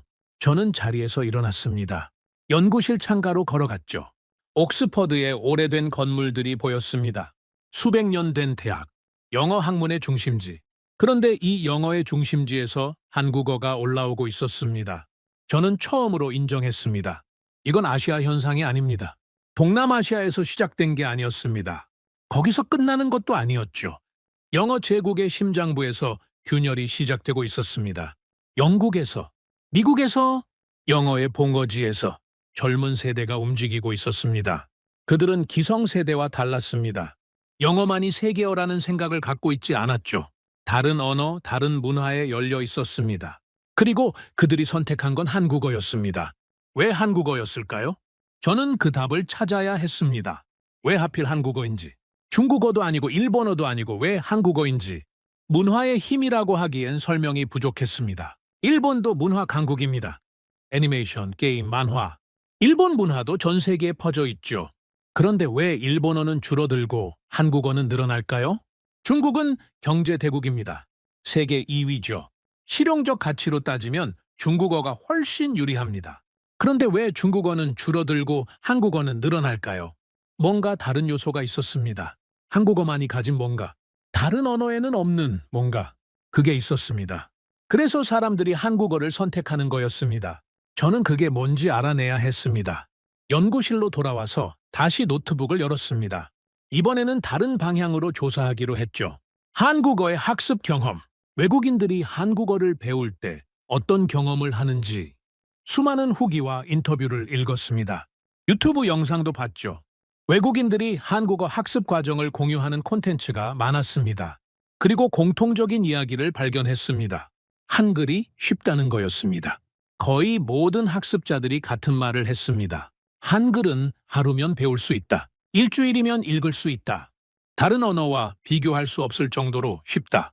영어 원어민이 일본어를 배우면 히라가나와 가타카나를 익히는 데만 몇 주가 걸립니다. 한자까지 하면 몇 년이죠. 중국어는 더 힘듭니다. 수천 개의 한자를 외워야 하니까요. 그런데 한글은 몇 시간이면 됐습니다. 이건 엄청난 차이였습니다. 학습의 진입 장벽이 낮다는 뜻이었죠. 시작하기 쉬웠습니다. 포기할 이유가 적었습니다. 외국인 학습자들은 한글을 배우고 나서 자신감을 얻었습니다. 이 언어는 내가 할 수 있겠다. 그런 느낌을 받았죠. 그래서 계속 공부했습니다. 반면 중국어나 일본어는 시작부터 벽에 부딪혔습니다. 문자를 익히는 것 자체가 힘들었죠. 많은 사람들이 거기서 포기했습니다. 언어 학습에서 초기 경험은 결정적입니다. 처음에 성공 경험을 하면 계속합니다. 처음에 실패하면 그만두죠. 한글은 성공 경험을 선사했습니다. 몇 시간 만에 자기 이름을 쓸 수 있었죠. 일주일 만에 간판을 읽을 수 있었습니다. 그 성취감이 사람들을 붙잡았습니다. 저는 노트북을 닫고 생각에 잠겼습니다. 퍼즐 조각들이 맞춰지기 시작했습니다. 동남아시아의 경제적 동기, 서구의 문화적 동기, 그리고 한글의 학습 용이성, 이 세 가지가 결합되어 있었습니다. 한국 문화가 사람들의 관심을 끌었습니다. K-팝, 드라마, 음식, 한국에 대한 호기심이 생겼죠. 한글이 쉬웠습니다. 그래서 관심이 실제 학습으로 이어졌죠. 포기하지 않고 계속할 수 있었습니다. 경제적 가치가 생겼습니다. 한국어를 하면 돈이 됐죠. 취업에 유리했습니다. 그래서 진지하게 공부하게 됐습니다. 완벽한 선순환이었습니다. 문화가 관심을 만들고, 문자가 학습을 가능하게 하고, 경제가 동기를 유지시키고, 이런 조합을 가진 언어는 역사상 없었습니다. 영어는 강제로 퍼졌습니다. 식민지에서요. 좋아서 배운 게 아니었죠. 중국어는 어렵습니다. 관심이 있어도 포기하는 사람이 많죠. 일본어는 문화적 매력은 있지만 경제적 동기가 약해졌습니다. 일본 경제가 정체되었으니까요. 한국어만이 세 가지를 다 갖고 있었습니다. 저는 창밖을 바라봤습니다. 해가 지고 있었죠. 연구실에 어둠이 내려앉고 있었습니다. 영어 제국의 균열은 내부에서 시작됐습니다. 영국에서, 미국에서, 영어의 봉어지에서. 젊은 세대가 새로운 언어를 선택하고 있었습니다. 그들은 거짓을 빨리 알아봤죠. 영어만이 세계여라는 낡은 생각을 믿지 않았습니다. 언어는 권력을 담습니다. 그리고 지금 새로운 권력이 보이고 있었습니다. 저는 그날 밤 오랫동안 잠들지 못했습니다. 머릿속에서 하나의 질문이 맴돌았죠. 이 현상을 가장 불편하게 여기는 나라는 어디일까? 답은 명확했습니다. 중국과 일본이었죠. 한국어 확산을 연구하면서 흥미로운 패턴을 발견했습니다. 대부분의 나라들은 이 현상에 무관심했습니다. 유럽 국가들은 신기하게 바라보는 정도였죠. 미국은 K-팝 팬덤의 일부로 취급했습니다. 그냥 문화 현상이라고 생각했죠. 깊이 분석하지 않았습니다. 그런데 유독 예민하게 반응하는 나라들이 있었습니다. 중국과 일본이었죠. 이 두 나라의 반응은 다른 나라들과 확연히 달랐습니다. 무관심이 아니었습니다. 불편함이었죠. 때로는 적대감까지 느껴졌습니다. 왜 그럴까요? 저는 그 이유가 궁금했습니다. 언어학자로서의 호기심이었죠. 한국어 확산이 왜 이 두 나라를 불편하게 만드는지 거기에 답이 있을 것 같았습니다. 먼저 중국의 반응을 조사했습니다. 중국 학계와 언론에서 한국어 확산을 어떻게 다루는지 찾아봤죠. 논문, 기사, 방송. 중국어를 완벽하게 읽지는 못하지만 번역 도구의 도움을 받았습니다. 공통된 프레임이 있었습니다. 한국어 확산은 경제 의존의 부산물이다. 중국 학자들은 이렇게 설명했습니다. 동남아시아 국가들이 한국어를 배우는 건 한국 기업에 취직하려는 것뿐이다. 문화적 매력 때문이 아니다. 돈 때문이다. 한국 경제가 흔들리면 바로 사라질 현상이다. 표면적으로는 맞는 말이었습니다. 실제로 경제적 동기가 중요하니까요. 하지만 중국 학자들의 분석에는 한 가지가 빠져 있었습니다. 왜 하필 한국어인가? 동남아시아에 진출한 외국 기업이 한국 기업만 있는 게 아닙니다. 중국 기업도 엄청나게 많죠. 1대1로 사업으로 중국 자본이 쏟아져 들어갔습니다. 중국어를 배우면 중국 기업에 취직할 수 있습니다. 중국 시장에 접근할 수 있죠. 그런데 사람들은 중국어 대신 한국어를 선택했습니다. 왜일까요? 저는 미얀마 사례를 다시 들여다봤습니다. 미얀마는 이 질문에 대한 답을 보여주는 나라였죠. 미얀마에는 중국 자본이 넘쳐납니다. 1대1로의 핵심 지역이죠. 도로, 항만, 발전소. 중국이 미얀마 전역에 인프라를 건설하고 있습니다. 중국 기업들이 대거 진출해 있죠. 논리적으로 생각하면 미얀마 사람들은 중국어를 배워야 합니다. 중국 기업이 더 많으니까요. 중국 자본이 더 크니까요. 실용적 가치로 따지면 중국어가 유리합니다. 그런데 현실은 정반대였습니다. 미얀마 젊은이들은 중국어보다 한국어를 선택했습니다. 한국어 학원이 중국어 학원보다 많았죠. 한국 유학을 준비하는 학생이 중국 유학 준비생보다 많았습니다. 이건 경제 논리로 설명이 안 됐습니다. 저는 더 깊이 파고들었습니다. 미얀마 현지 보도를 찾아봤죠. 미얀마 사람들이 왜 한국어를 선택하는지 직접 말한 인터뷰들이었습니다. 그리고 진짜 이유를 발견했습니다. 중국에 대한 불신이었습니다. 미얀마 사람들은 중국을 경계하고 있었습니다. 1대1로 사업이 미얀마에 이익이 되지 않는다고 생각했죠. 부채만 늘어난다고 봤습니다. 중국에 종속된다고 느꼈습니다. 스리랑카의 사례가 있었습니다. 스리랑카는 중국에서 돈을 빌려 항만을 건설했죠. 그런데 빚을 갚지 못했습니다. 결국 항만 운영권을 99년간 중국에 넘겨야 했죠. 사실상 영토를 빼앗긴 거였습니다. 미얀마 사람들은 이 사례를 알고 있었습니다. 우리도 저렇게 될 수 있다. 중국에 너무 의존하면 안 된다. 그런 생각이 퍼져 있었죠. 그래서 대안을 찾았습니다. 한국이었죠. 한국 기업들의 접근 방식은 중국과 달랐습니다. 미얀마에 진출한 한국 기업들은 현지 고용을 늘렸습니다. 기술을 이전했죠. 부채를 떠안기지 않았습니다. 상생 모델이었습니다. 미얀마 사람들에게 한국어는 단순한 외국어가 아니었습니다. 탈출구였죠. 중국의 그늘에서 벗어나는 방법이었습니다. 한국어를 배우면 한국 기업에 취직할 수 있습니다. 한국으로 유학할 수 있죠. 중국에 의존하지 않아도 됩니다. 언어가 정치적 선택이 된 거였습니다. 저는 이 발견에 충격을 받았습니다. 언어학자로서 언어를 순수하게 바라보는 경향이 있거든요. 언어는 의사소통 도구다. 문화의 매개체다. 그렇게 생각했죠. 하지만 현실에서 언어는 그 이상이었습니다. 저항의 도구였습니다. 독립의 상징이었죠. 사람들은 언어를 통해 자신의 미래를 선택하고 있었습니다. 중국이 왜 한국어 확산에 예민한지 이해가 됐습니다. 한국어가 퍼진다는 건 중국어가 밀린다는 뜻이었습니다. 중국의 영향력이 약해진다는 뜻이었죠. 1대1로 지역에서 사람들이 중국 대신 한국을 선택한다는 뜻이었습니다. 이건 언어 문제가 아니었습니다. 패권 문제였죠. 중국 학계가 한국어 확산을 일시적 유행이라고 폄하하는 이유가 여기 있었습니다. 인정하고 싶지 않은 거였죠. 중국의 영향력이 약해지고 있다는 사실을요. 다음으로 일본의 반응을 조사했습니다. 일본은 중국과는 또 다른 양상이었습니다. 더 복잡했죠? 이중적이었습니다. 일본의 공식적인 담론은 분명했습니다. 정치권과 주류 언론에서는 한국에 대해 부정적인 논조를 유지하고 있었죠. 역사 문제, 영토 분쟁, 무역 갈등, 한일 관계는 늘 긴장 상태였습니다. 일부 방송에서는 혐한 담론이 공공연하게 나왔습니다. 한국을 비하하는 내용이었죠. 한국 문화는 일본 문화를 베꼈다. 한국 경제는 곧 무너진다. 그런 주장들이었습니다. 그런데 이상한 점이 있었습니다. 일본 젊은 세대는 정반대였습니다. 10대, 20대 일본인들 사이에서 한국 문화가 폭발적인 인기를 끌고 있었습니다. K-팝, 한국 드라마, 한국 음식, 한국 패션. 젊은 일본인들은 한국에 열광하고 있었죠. 저는 일본의 소셜미디어를 조사했습니다. 젊은 세대가 어떤 이야기를 하는지 보고 싶었죠. 그리고 충격적인 현상을 발견했습니다. 도안놀이였습니다. 도안은 한국을 동경한다는 뜻이죠. 일본 10대들 사이에서 유행하는 놀이였습니다. 한국인처럼 꾸미는 거였죠. 한국 교복을 입었습니다. 일본 교복이 아니라 한국 드라마에 나오는 교복이었죠. 한국식 화장을 했습니다. 한국 아이돌처럼요. 한국어를 섞어서 말했습니다. 오빠, 언니, 대박, 진짜. 그런 단어들을요. 해시태그가 있었습니다. 한국인이 되고 싶다. 저는 이 해시태그를 보고 한참을 멍하니 앉아 있었습니다. 한국인이 되고 싶다고요. 일본 젊은이들이요. 역사적으로 한국을 지배했던 나라의 젊은이들이요.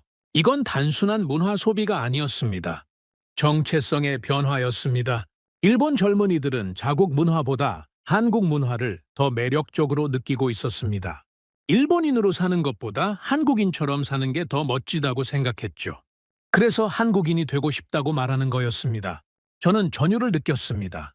언어학자로서 언어와 정체성의 관계를 연구해 왔습니다. 언어는 정체성의 핵심이죠. 어떤 언어를 쓰느냐가 어떤 사람이냐를 규정합니다. 그런데 지금 일본에서 벌어지는 일은 그 반대였습니다. 정체성이 먼저 바뀌고 있었습니다. 일본 젊은이들이 한국인이 되고 싶어 했죠. 그래서 한국어를 배우기 시작한 거였습니다. 한국인처럼 되기 위해서요. 일본 정부와 언론이 왜 한국에 대해 부정적인 논조를 유지하는지 이해가 됐습니다. 위기감이었죠. 젊은 세대가 이탈하고 있었습니다. 일본 문화에 대한 자부심이 사라지고 있었죠. 대신 한국 문화에 빠져들고 있었습니다. 이건 일본 사회의 근간을 흔드는 문제였습니다. 그래서 혐한 담론으로 방어하려는 거였죠. 한국은 별거 아니다. 한국 문화는 일시적 유행이다. 그렇게 말함으로써 젊은 세대의 이탈을 막으려는 거였습니다. 하지만 효과가 없었습니다. 젊은이들은 TV를 안 봤습니다. 주류 언론을 믿지 않았죠. 유튜브와 틱톡에서 한국 콘텐츠를 직접 소비했습니다. 정부와 언론이 뭐라고 하든 상관없었죠. 세대 간 단절이었습니다. 기성세대는 한국을 경쟁자로 봤습니다. 경계해야 할 대상이었죠. 하지만 젊은 세대는 한국을 동경의 대상으로 봤습니다. 따라하고 싶은 롤모델이었죠. 저는 중국과 일본의 사례를 비교해 봤습니다. 두 나라의 상황은 달랐지만 공통점이 있었습니다. 한국어가 위협이라는 거였죠. 중국에게 한국어는 영향력의 위협이었습니다. 1대1로 지역에서 중국어 대신 한국어가 선택되고 있었죠. 중국의 패권이 흔들리는 신호였습니다. 일본에게 한국어는 정체성의 위협이었습니다. 젊은 세대가 일본어 대신 한국어를 배우고 싶어 했죠. 일본 문화의 매력이 약해지는 신호였습니다. 그래서 두 나라 모두 한국어 확산에 예민하게 반응하는 거였습니다. 단순한 언어 문제가 아니었죠. 국가적 자존심의 문제였습니다. 저는 노트북을 닫고 생각에 잠겼습니다. 권력은 언어를 통제하려 합니다. 역사적으로 늘 그래왔죠. 제국은 피지배자들에게 자신의 언어를 강요했습니다. 영국이 식민지에 영어를 퍼뜨린 것처럼요. 일본이 한국에 일본어를 강요한 것처럼요. 언어를 통제하면 사람의 생각을 통제할 수 있습니다. 어떤 언어로 생각하느냐가 무슨 생각을 하느냐를 결정하니까요. 그런데 지금 벌어지고 있는 일은 달랐습니다. 사람들이 스스로 언어를 선택하고 있었습니다. 강제가 아니었죠. 누구도 한국어를 배우라고 강요하지 않았습니다. 한국이 군대를 보낸 적이 없습니다. 식민지를 만든 적도 없죠. 그런데도 사람들이 한국어를 선택했습니다. 자발적 선택이었습니다. 이건 역사상 처음 있는 일이었습니다. 강대국이 아닌 나라의 언어가 자발적으로 퍼지는 것, 총도 없이, 식민지도 없이 그냥 매력만으로 퍼지는 것. 그래서 중국과 일본이 불편한 거였습니다. 전통적인 방식으로는 막을 수 없었거든요. 한국과 전쟁을 할 수는 없었습니다. 한국어를 금지할 수도 없었죠. 사람들의 마음을 강제로 바꿀 수는 없었습니다. 그들이 할 수 있는 건 폄하뿐이었습니다. 한국어 확산은 일시적이다. 유행일 뿐이다. 그렇게 말하는 것밖에 할 수 있는 게 없었죠. 하지만 사람들은 출구를 찾습니다. 중국의 그늘에서 벗어나고 싶은 미얀마 젊은이들, 그들에게 한국어는 출구였습니다.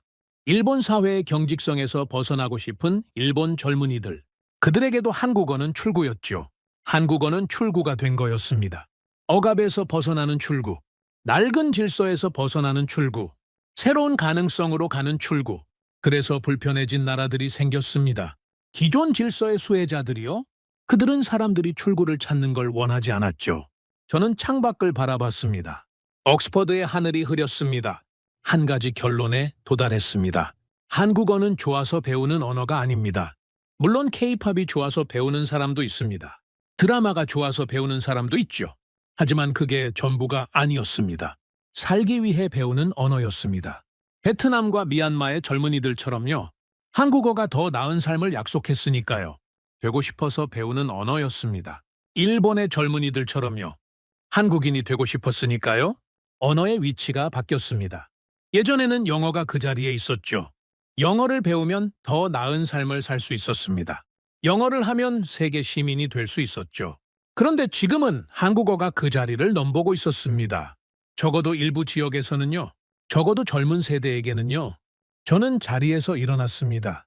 이제 한 가지 질문만 남았습니다. 왜 하필 한국어인가? 중국어도 아니고 일본어도 아니고 왜 한국어인가? 문화의 힘만으로는 설명이 안 됐습니다. 경제의 힘만으로도 부족했죠. 한국어 자체에 뭔가 있었습니다. 한글이라는 문자에 뭔가 있었죠. 그걸 알아내야 했습니다. 연구를 진행하면서 한 가지 질문이 계속 머릿속을 맴돌았습니다. 만약 한글이 복잡했다면 어땠을까? 한국 문화가 아무리 매력적이어도 문자가 어려웠다면 사람들이 배웠을까요?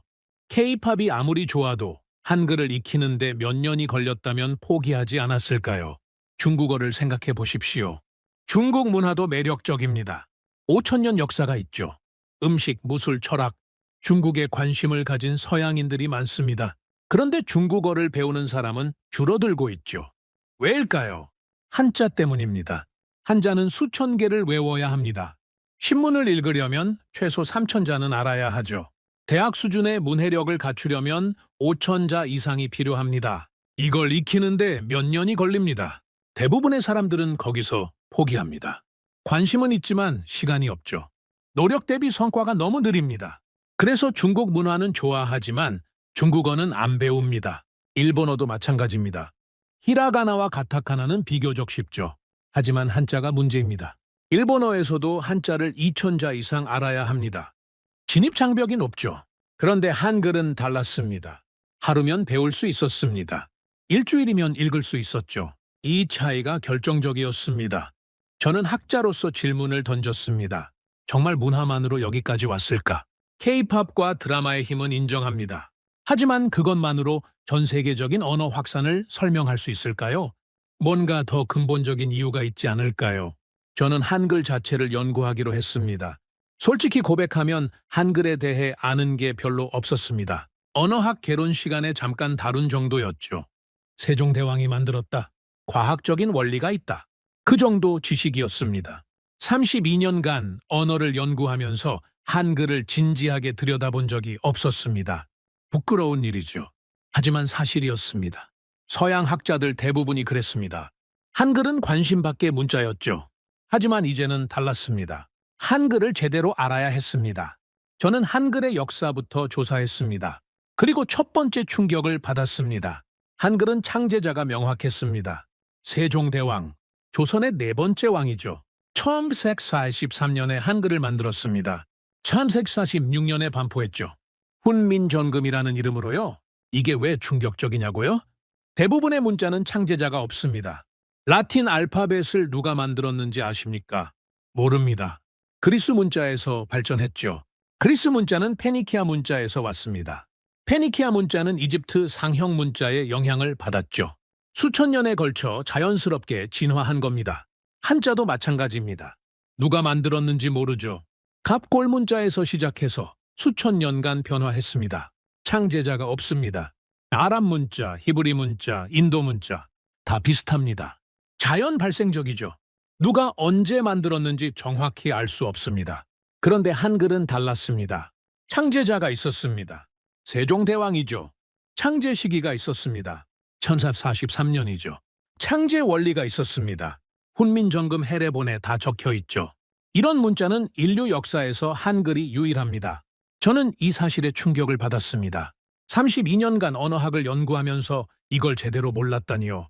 언어학 교과서에서 한글을 왜 중요하게 다루지 않았는지 의문이 들었습니다. 하지만 더 중요한 건 창제 원리였습니다. 훈민정음 해례본. 세종대왕이 한글을 만든 원리를 설명한 책이죠. 저는 영어 번역본을 구해서 읽었습니다. 읽으면서 두 번째 충격을 받았습니다. 한글은 설계된 문자였습니다. 자연스럽게 자라난 게 아니었죠. 치밀하게 설계된 겁니다. 마치 공학 제품처럼요? 자음을 보십시오. 근 혀뿌리가 목구멍을 막는 모양입니다. 실제로 지 소리를 낼 때 혀가 그런 모양이 되죠. 는 혀끝이 위심몸에 닿는 모양입니다. N 소리를 내보십시오. 혀가 정확히 그 위치에 있죠. 문 입술 모양입니다. 입을 다물고 M 소리를 내보십시오. 입술이 그 모양이 되죠. 세운 이빨 모양입니다. S 소리를 낼 때 공기가 이빨 사이로 나가죠. 은 목구멍 모양입니다. 둥근 모양이죠. 발음 기관의 형상을 본떠서 글자를 만든 겁니다. 이건 천재적인 발상이었습니다. 다른 문자는 이렇지 않습니다. 라틴 알파벳에 A가 왜 A 모양인지 아십니까? 모릅니다.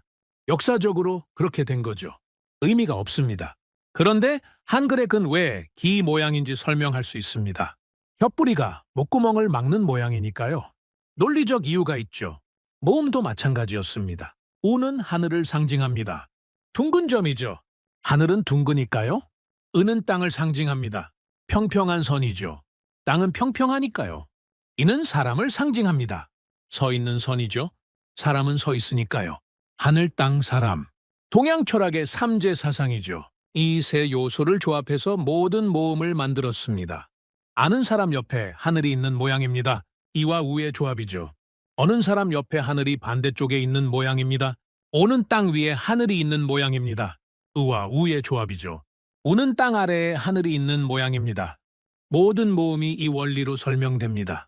저는 책을 덮고 한참을 멍하니 앉아 있었습니다. 이건 문자가 아니었습니다. 철학이었죠. 과학이었습니다. 예술이었습니다. 이 모든 것이 하나의 문자 체계에 담겨 있었습니다. 15세기에 이런 걸 만들었다고요. 유럽이 아직 중세의 어둠에서 벗어나지 못했을 때요. 콜럼버스가 아메리카를 발견하기도 전이었죠. 저는 경외감을 느꼈습니다. 이건 아름다움의 문제가 아니었습니다. 효율의 문제였죠. 한글이 배우기 쉬운 건 우연이 아니었습니다. 설계된 거였죠. 발음 기관의 모양을 본떴으니까 소리와 글자가 직관적으로 연결됩니다. 철학적 원리가 있으니까 체계적이죠. 라틴 알파벳은 소리와 글자의 연결이 자의적입니다. A라는 글자가 왜 아 소리인지 이유가 없죠. 그냥 외워야 합니다. 그런데 한글은 이유가 있습니다. 아가 왜 아 소리인지 설명할 수 있죠. 입을 크게 벌리고 소리를 내기 때문입니다. 하늘을 상징하는 점이 오른쪽에 있으면 밝은 소리가 나죠. 논리가 있으니까 빨리 배울 수 있습니다. 저는 외국인 학습 사례를 조사했습니다. 한글을 배운 외국인들의 경험담을 찾았죠. 놀라운 이야기들이 있었습니다. 한 미국인은 비행기에서 한글을 배웠다고 했습니다.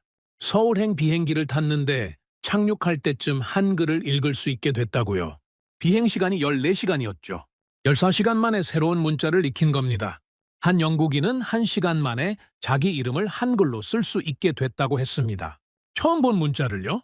1시간 만에요? 한 독일인은 열흘 만에 기본적인 한국어 문장을 읽을 수 있게 됐다고 했습니다. 의미는 모르지만 소리 내어 읽을 수는 있었다고요. 이런 속도는 다른 문자에서는 불가능합니다. 한자를 1시간 배워서 뭘 할 수 있겠습니까? 아무것도 못하죠. 열을 배워도 마찬가지입니다. 아랍 문자를 1시간 배워서 자기 이름을 쓸 수 있을까요? 어렵습니다. 아랍 문자는 연결 규칙이 복잡하거든요. 그런데 한글은 가능했습니다. 이게 한글의 힘이었습니다. 진입 장벽이 낮았죠. 시작하기 쉬웠습니다. 빨리 성취감을 느낄 수 있었습니다. 그래서 포기하지 않고 계속할 수 있었죠. 저는 한 가지 가설을 세웠습니다. 한글이 없었다면 한국어는 이렇게 퍼지지 못했을 것이다. 문화의 힘만으로는 부족했습니다. 경제의 힘만으로도 부족했죠. 한글이라는 효율적인 문자가 있었기 때문에 가능한 일이었습니다. K-팝이 관심을 끌었습니다. 사람들이 한국어를 배우고 싶어 했죠. 한글이 쉬웠습니다. 그래서 실제로 배우기 시작했죠. 한국 기업이 일자리를 줬습니다. 그래서 진지하게 공부를 계속했죠. 세 가지가 맞물린 거였습니다. 하나라도 빠졌으면 안 됐죠. 만약 한글이 한자처럼 어려웠다면요. 관심은 있었겠지만 배우지는 못했을 겁니다. K-팝은 좋아하지만 한국어는 포기하는 사람들이 대부분이었겠죠. 저는 책상에 앉아서 생각했습니다. 대부분의 문자는 자라났습니다. 수천 년에 걸쳐 자연스럽게 진화했죠. 환경에 적응하면서 변했습니다. 효율성은 우연의 산물이었습니다. 한글은 설계되었습니다. 처음부터 효율성을 목표로 만들어졌죠. 백성들이 쉽게 배울 수 있도록요. 세종대왕의 목표가 그거였습니다. 훈민정음 서문에 그렇게 적혀 있죠.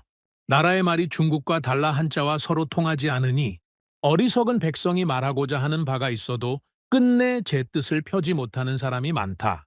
내가 이를 불쌍히 여겨 새로 28글자를 만드니 모든 사람들이 쉽게 익혀 날마다 쓰는데 편하게 하고자 할 따름이다. 쉽게 익히도록 그게 설계 목표였습니다. 그리고 600년 후 그 목표가 실현되고 있었습니다. 전 세계 사람들이 한글을 쉽게 익히고 있었죠. 세종대왕이 의도한 대로요. 저는 전율을 느꼈습니다. 설계된 문자는 시대를 버팁니다. 자연 발생적 문자는 그 시대의 환경에 최적화되어 있습니다. 환경이 바뀌면 비효율적이 되죠. 한자가 그렇습니다. 농경사회에서는 좋았지만 디지털 시대에는 불편하죠. 그런데 한글은 달랐습니다. 보편적 원리로 설계됐습니다. 발음 기관의 모양은 시대가 바뀌어도 변하지 않죠. 하늘, 땅, 사람의 철학도 마찬가지입니다. 600년 전에도 맞았고 지금도 맞습니다. 그래서 한글은 시대를 버틴 겁니다. 15세기에 만들어졌지만 21세기에도 효율적이죠. 아니, 오히려 21세기에 더 빛나고 있었습니다. 저는 연구 결과를 정리했습니다. 한글은 유행으로 살아남는 문자가 아닙니다. 구조로 살아남는 문자죠. K-팝 열풍이 식어도 한글은 남을 겁니다. 한국 드라마 인기가 떨어져도 한글은 남겠죠. 왜냐하면 한글의 효율성은 문화와 무관하니까요. 한 번 한글을 배운 사람은 잊지 않습니다. 너무 쉽게 배웠으니까요. 1시간 만에 익힌 건 평생 갑니다. 그리고 그 사람들이 한글의 가치를 알게 됩니다. 이 문자가 얼마나 과학적인지, 얼마나 효율적인지, 그걸 경험으로 알게 되죠. 그러면 다른 사람들에게 추천합니다. 한국어 배워봐. 한글 진짜 쉬워. 그렇게 말하겠죠. 입소문이 퍼집니다. 한글의 효율성이 알려지죠. 더 많은 사람들이 한국어를 시작합니다. 선순환이었습니다. 저는 노트북을 닫았습니다. 이제 확신이 생겼습니다. 한국어 확산은 우연이 아닙니다. 필연이었죠? 문화, 경제, 문자, 이 세 가지가 완벽하게 맞아떨어진 결과였습니다. 어느 하나도 우연이 아니었죠. 한국 문화가 매력적인 건 한국인들의 노력 때문입니다. 한국 경제가 성장한 건 한국인들의 땀 때문이죠. 한글이 효율적인 건 세종대왕의 천재성 때문입니다. 600년 전의 설계가 오늘의 확산을 가능하게 했습니다. 지금이 바로 그 증거였죠. 저는 창밖을 바라봤습니다. 옥스퍼드의 오래된 건물들이 석양에 물들어 있었습니다. 한 가지 질문이 더 남았습니다. 디지털 시대에 한글은 어떤 의미를 가질까? 21세기 인공지능의 시대, 이 새로운 환경에서 한글은 어떤 위치에 있을까? 저는 그 답을 찾아야 했습니다. 한글의 역사와 구조를 연구하면서 한 가지 의문이 생겼습니다.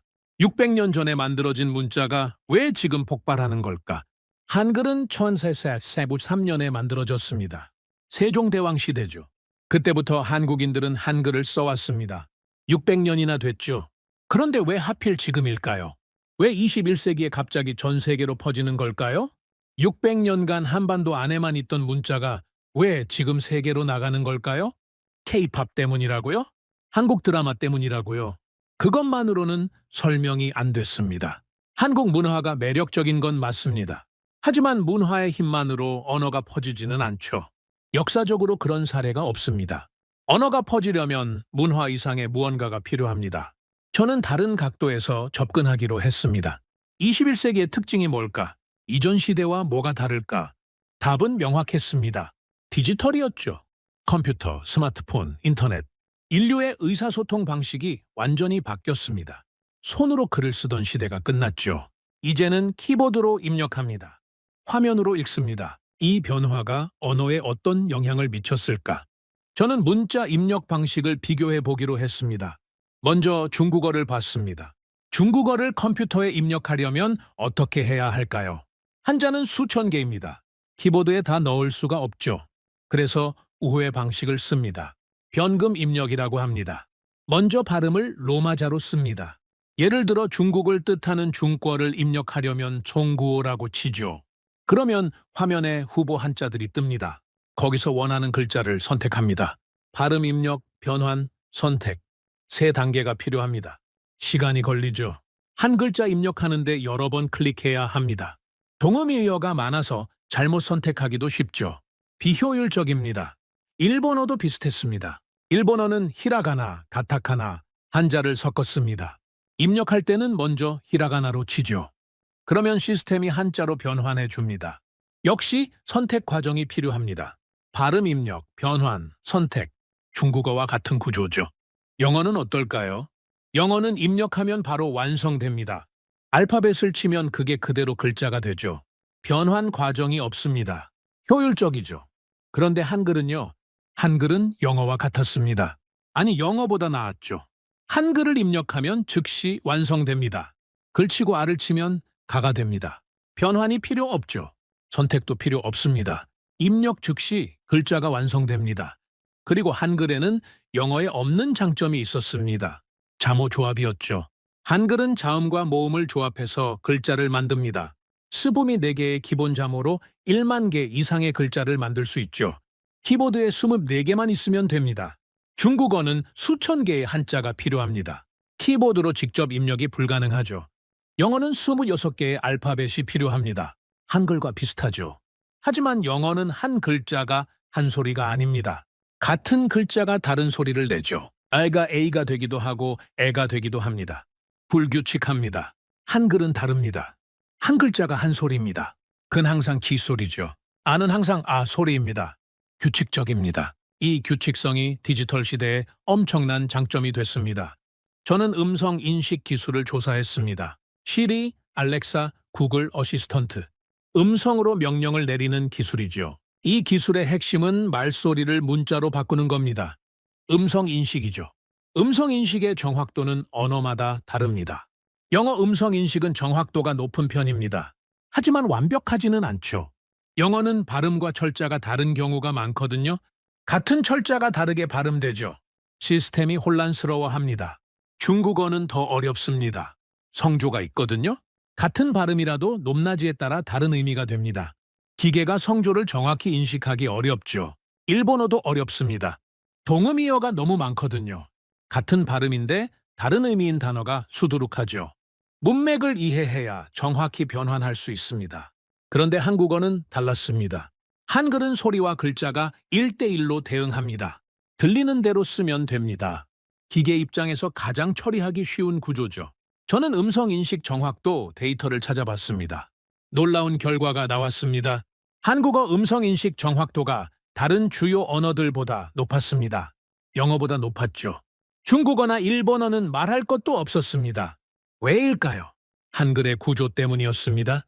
한 글자가 한 소리, 규칙적인 발음, 중의성이 적은 문자 체계, 이 모든 특성이 음성인식에 최적화되어 있었습니다. 저는 인공지능 전문가들의 의견을 찾아봤습니다. 한국의 AI 개발자들이 한글에 대해 뭐라고 말하는지 궁금했죠. 한 개발자는 이렇게 말했습니다. 한글은 AI 친화적인 언어입니다. 자연어 처리가 다른 언어보다 쉽죠. 규칙성이 높아서 패턴 인식이 잘 됩니다. 다른 개발자는 이렇게 말했습니다. 챗봇을 개발할 때 한국어가 가장 편합니다. 영어는 예외 규칙이 너무 많아요. 한글은 규칙대로 하면 됩니다. 또 다른 개발자는 이렇게 말했습니다. 미래의 인터페이스는 음성이 될 겁니다. 키보드가 사라지죠. 그때 가장 유리한 언어가 한국어입니다. 음성 인식이 정확하니까요. 저는 충격을 받았습니다. 600년 전에 만들어진 문자가 인공지능 시대에 가장 적합하다니요. 세종대왕이 이걸 예측했을까요? 물론 아니겠죠. 컴퓨터가 뭔지도 몰랐을 테니까요. 하지만 결과적으로 그렇게 됐습니다. 세종대왕이 추구한 건 효율성이었습니다. 백성들이 쉽게 배우고 쉽게 쓸 수 있는 문자. 그게 목표였죠. 그리고 그 효율성이 디지털 시대에 빛을 발하고 있었습니다. 쉽게 배울 수 있는 문자는 쉽게 입력할 수 있는 문자이기도 했습니다. 규칙적인 문자는 기계가 처리하기 쉬운 문자이기도 했죠. 우연이 아니었습니다. 본질이 같았던 겁니다. 인간에게 효율적인 문자는 기계에게도 효율적이었죠. 저는 타자 속도 데이터도 찾아봤습니다. 각 언어별로 타자 속도를 비교한 연구가 있었습니다. 같은 내용을 입력하는 데 걸리는 시간을 측정한 거죠. 결과가 흥미로웠습니다.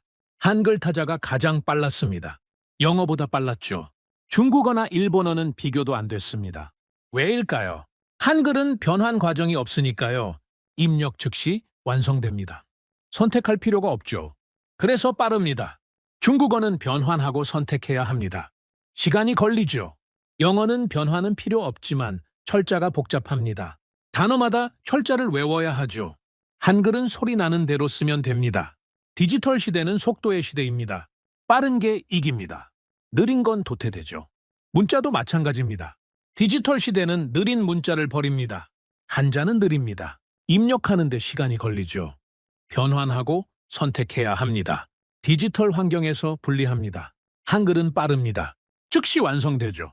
디지털 환경에서 유리합니다.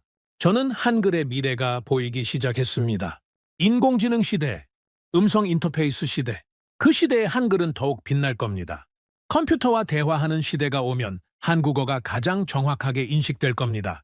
음성 명령이 가장 잘 작동하겠죠. AI가 텍스트를 처리할 때 한글이 가장 효율적일 겁니다. 규칙성이 높으니까요. 패턴 인식이 잘 되니까요. 저는 실제 사례를 찾아봤습니다.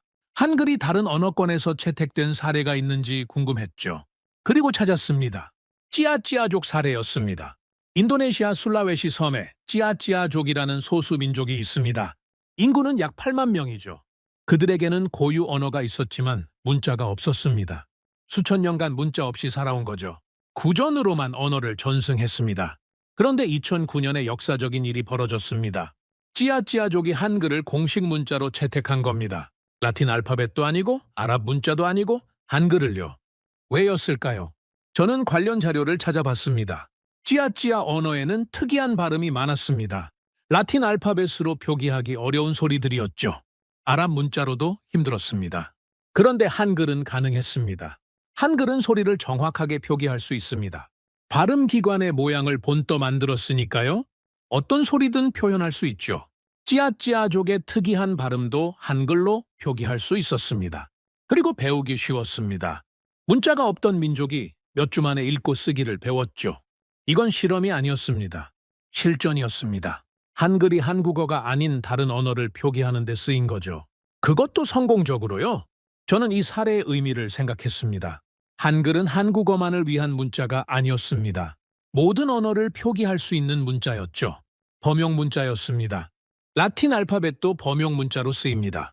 영어뿐 아니라 프랑스어, 독일어, 스페인어 등 많은 언어가 라틴 알파벳을 쓰죠. 하지만 라틴 알파벳은 한계가 있습니다. 표기하기 어려운 소리가 있죠. 그래서 각 언어마다 특수 문자를 추가합니다. 악센트 기호, 음라우트 같은 것들이요. 한글은 그런 추가 장치가 필요 없습니다. 기본 자모 조합만으로 거의 모든 소리를 표기할 수 있죠. 이론적으로 한글은 세계 어느 언어든 표기할 수 있습니다. 저는 연구실 의자에 기대 앉았습니다. 머릿속에서 퍼즐 조각들이 맞춰지고 있었습니다. 한글은 한국의 유산이 아닙니다. 물론 한국에서 만들어졌죠. 세종대왕이 만들었습니다. 600년간 한국인들이 써왔습니다. 하지만 그 가치는 한국에 국한되지 않습니다. 인류 전체의 유산이죠. 가장 효율적인 문자 체계, 가장 배우기 쉬운 문자, 디지털 시대에 가장 적합한 문자, AI 시대에 가장 유리한 문자. 이건 한국만의 자랑거리가 아닙니다. 인류가 가진 도구 중 가장 뛰어난 문자 체계죠. 저는 결론에 도달했습니다. 한글은 미래 문명의 도구입니다. 과거의 유물이 아닙니다. 미래의 도구죠. 디지털 시대가 한글을 선택했습니다. AI가 한글을 선택했죠. 속도와 효율성을 추구하는 시대가 한글의 가치를 발견한 겁니다. AI는 거짓말을 하지 않습니다. 데이터를 있는 그대로 처리하죠. 정치적 판단을 하지 않습니다. 문화적 편견도 없죠. 오직 효율성만 봅니다. 그리고 AI는 한글을 선택했습니다. 음성 인식에서 한글이 가장 정확합니다. 자연어 처리에서 한글이 가장 효율적이죠. 기계의 눈으로 보면 한글이 최고의 문자입니다. 이건 한국인의 주장이 아닙니다. 데이터의 주장이죠. 기계의 판단입니다. 저는 창밖을 바라봤습니다. 해가 지고 있었습니다. 옥스퍼드의 오래된 건물들이 붉게 물들어 있었죠. 600년 전 조선의 임금이 만든 문자. 그 문자가 21세기 디지털 문명의 최전선에 서 있습니다. 누가 예측했겠습니까? 누가 상상했겠습니까? 하지만 그렇게 됐습니다. 표준이 바뀌고 있었습니다. 영어가 세계 표준이라고 했죠. 라틴 알파벳이 세계 표준 문자라고 했습니다. 하지만 표준은 영원하지 않습니다. 시대가 바뀌면 표준도 바뀌죠. 농경 시대에는 한자가 동아시아의 표준이었습니다. 산업 시대에는 라틴 알파벳이 세계 표준이 됐죠. 디지털 시대에는요, 아직 모릅니다. 하지만 한글이 강력한 후보라는 건 분명했습니다. 저는 자리에서 일어났습니다. 이제 남은 건 하나였습니다. 이 사실을 세상에 알리는 것. 학자로서 침묵할 수 없었습니다. 제가 발견한 걸 공유해야 했죠. 제네바 포럼에서 시작된 일이었습니다. 거기서 제가 처음 입을 열었죠. 이제 더 큰 무대가 필요했습니다. 연구 결과를 정리한 뒤 저는 조용히 지내려고 했습니다. 학자는 연구를 합니다. 논문을 쓰죠. 학술지에 발표합니다. 그게 전통적인 방식이죠. 저도 그렇게 하려고 했습니다. 한국어 확산에 대한 논문을 쓰고 동료 심사를 거쳐 학술지에 게재하고 그게 계획이었습니다. 하지만 세상이 저를 가만두지 않았습니다. 제네바 포럼에서 있었던 일이 소문이 났습니다. 중국 교수와의 충돌이요. 뒷줄에서 일어나 반박한 영국 교수 이야기가 퍼졌죠. 처음에는 학계 내부에서만 이야기됐습니다. 동료들이 이메일을 보내왔죠. 그날 무슨 일이 있었는지 물었습니다. 저는 간단히 설명했습니다. 데이터가 잘못됐길래 지적했다. 그게 전부라고요. 그런데 이야기가 커졌습니다. 누군가 그날 포럼 영상을 온라인에 올렸습니다. 제가 일어나서 발언하는 장면이었죠. 영상은 빠르게 퍼졌습니다. 한국에서 특히 화제가 됐죠. 영국 교수가 중국 교수에게 반박했다. 한국어는 유행이 아니라고 말했다. 한국 언론들이 기사를 썼습니다. 댓글이 수천 개씩 달렸죠. 저는 당혹스러웠습니다. 그냥 학자로서 당연한 일을 한 건데요. 잘못된 데이터를 지적한 것뿐인데요. 그게 왜 이렇게 큰 뉴스가 되는 건지 이해가 안 됐습니다. 하지만 이해하게 됐습니다. 한국인들에게 그 장면은 의미가 달랐습니다. 외국인 학자가, 그것도 영국의 명문대 교수가 중국의 폄훼에 맞서 한국을 변호한 거였죠. 그들에게는 상징적인 장면이었습니다. 인터뷰 요청이 쏟아졌습니다. 한국 언론들이 연락해 왔습니다. 영국 언론도 관심을 보였죠. 심지어 미국 언론까지. 모두 같은 질문을 했습니다. 교수님, 정말 한국어가 새로운 표준이 될 수 있습니까? 저는 처음에는 거절했습니다. 인터뷰는 제 스타일이 아니었죠. 저는 강의실과 연구실에서 일하는 사람입니다. 카메라 앞에 서는 건 불편했습니다. 하지만 요청이 계속됐습니다. 특히 한 요청이 눈에 들어왔습니다. 영국의 공영방송에서 온 거였죠. 국제 뉴스 프로그램이었습니다. 언어의 미래에 대한 특집을 준비하고 있다고 했습니다. 제가 연구한 내용을 공유해 달라고요. 저는 고민했습니다. 학자는 대중 앞에 서는 걸 꺼립니다. 복잡한 연구 내용이 단순화되는 게 싫거든요. 뉘앙스가 사라지죠. 오해가 생깁니다. 하지만 다른 생각도 들었습니다. 제네바 포럼에서 침묵했다면 어땠을까요? 중국 교수의 왜곡된 주장이 그대로 통했겠죠. 아무도 반박하지 않았으니까요. 지금도 마찬가지 아닐까요? 제가 발견한 사실을 침묵 속에 묻어두면 어떻게 되겠습니까? 한국어 확산에 대한 오해가 계속되겠죠. 일시적 유행이라는 프레임이 유지되겠죠. 학자의 의무는 뭘까요? 연구만 하는 게 아닙니다. 연구 결과를 사회와 공유하는 것도 의무죠. 특히 중요한 발견이라면요. 사회적으로 의미 있는 내용이라면요. 저는 결심했습니다. 인터뷰를 수락했습니다. 며칠 후 런던의 방송국 스튜디오에 갔습니다. 조명이 눈부셨죠. 카메라가 여러 대 있었습니다. 긴장됐습니다. 하지만 마이크가 켜지자 긴장이 사라졌습니다. 32년간 강단에 서온 경험이 도움이 됐죠. 학생들 앞에서 말하는 것과 크게 다르지 않았습니다. 다만 학생 대신 카메라가 있을 뿐이었죠. 진행자가 질문했습니다. 교수님, 한국어 확산이 화제입니다. 정말 한국어가 세계적인 언어가 될 수 있을까요? 저는 잠시 생각했습니다. 그리고 대답했죠. 한국어는 이미 세계적인 언어가 되고 있습니다. 문제는 될 수 있느냐가 아닙니다. 이미 되고 있느냐죠? 그리고 대답은 예입니다. 진행자가 다시 물었습니다. 하지만 일부에서는 K-팝 열풍이 식으면 사라질 일시적 현상이라고 합니다. 저는 고개를 저었습니다. 유행은 정책이 되지 않습니다. 베트남은 한국어를 제1 외국어로 지정했습니다. 국가가 교육 시스템을 바꾼 거죠. 이게 유행입니까? 아닙니다. 전략적 선택입니다. 저는 계속 말했습니다. 몽골에서는 영어보다 한국어 학습자가 더 많습니다. 영어를요? 세계 공용어라고 불리는 영어를 제치고 한국어가 1위입니다. 이게 유행으로 설명됩니까? 진행자의 표정이 진지해졌습니다.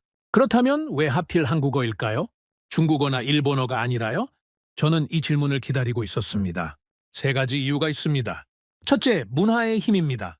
한국 문화화가 전 세계 젊은 세대를 사로잡았죠. 둘째, 경제의 힘입니다. 한국어를 하면 더 나은 일자리를 얻을 수 있습니다. 셋째, 가장 중요한 이유입니다. 한글의 효율성이죠. 진행자가 눈썹을 치켜 올렸습니다. 한글이요. 저는 설명했습니다. 한글은 인류 역사상 가장 효율적인 문자 체계입니다. 배우기 쉽습니다. 몇 시간이면 읽을 수 있죠.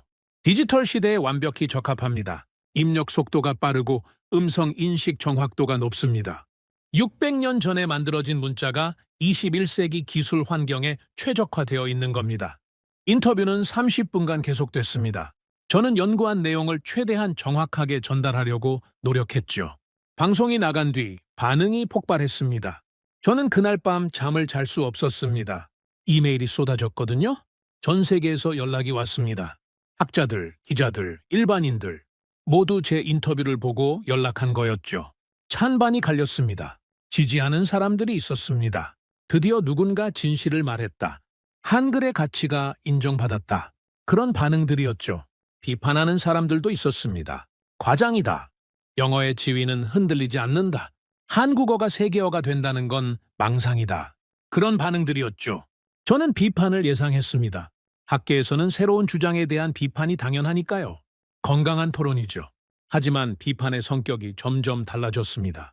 학문적 비판이 아니었습니다. 정치적 비판이었죠. 중국에서 반박 기사가 나왔습니다.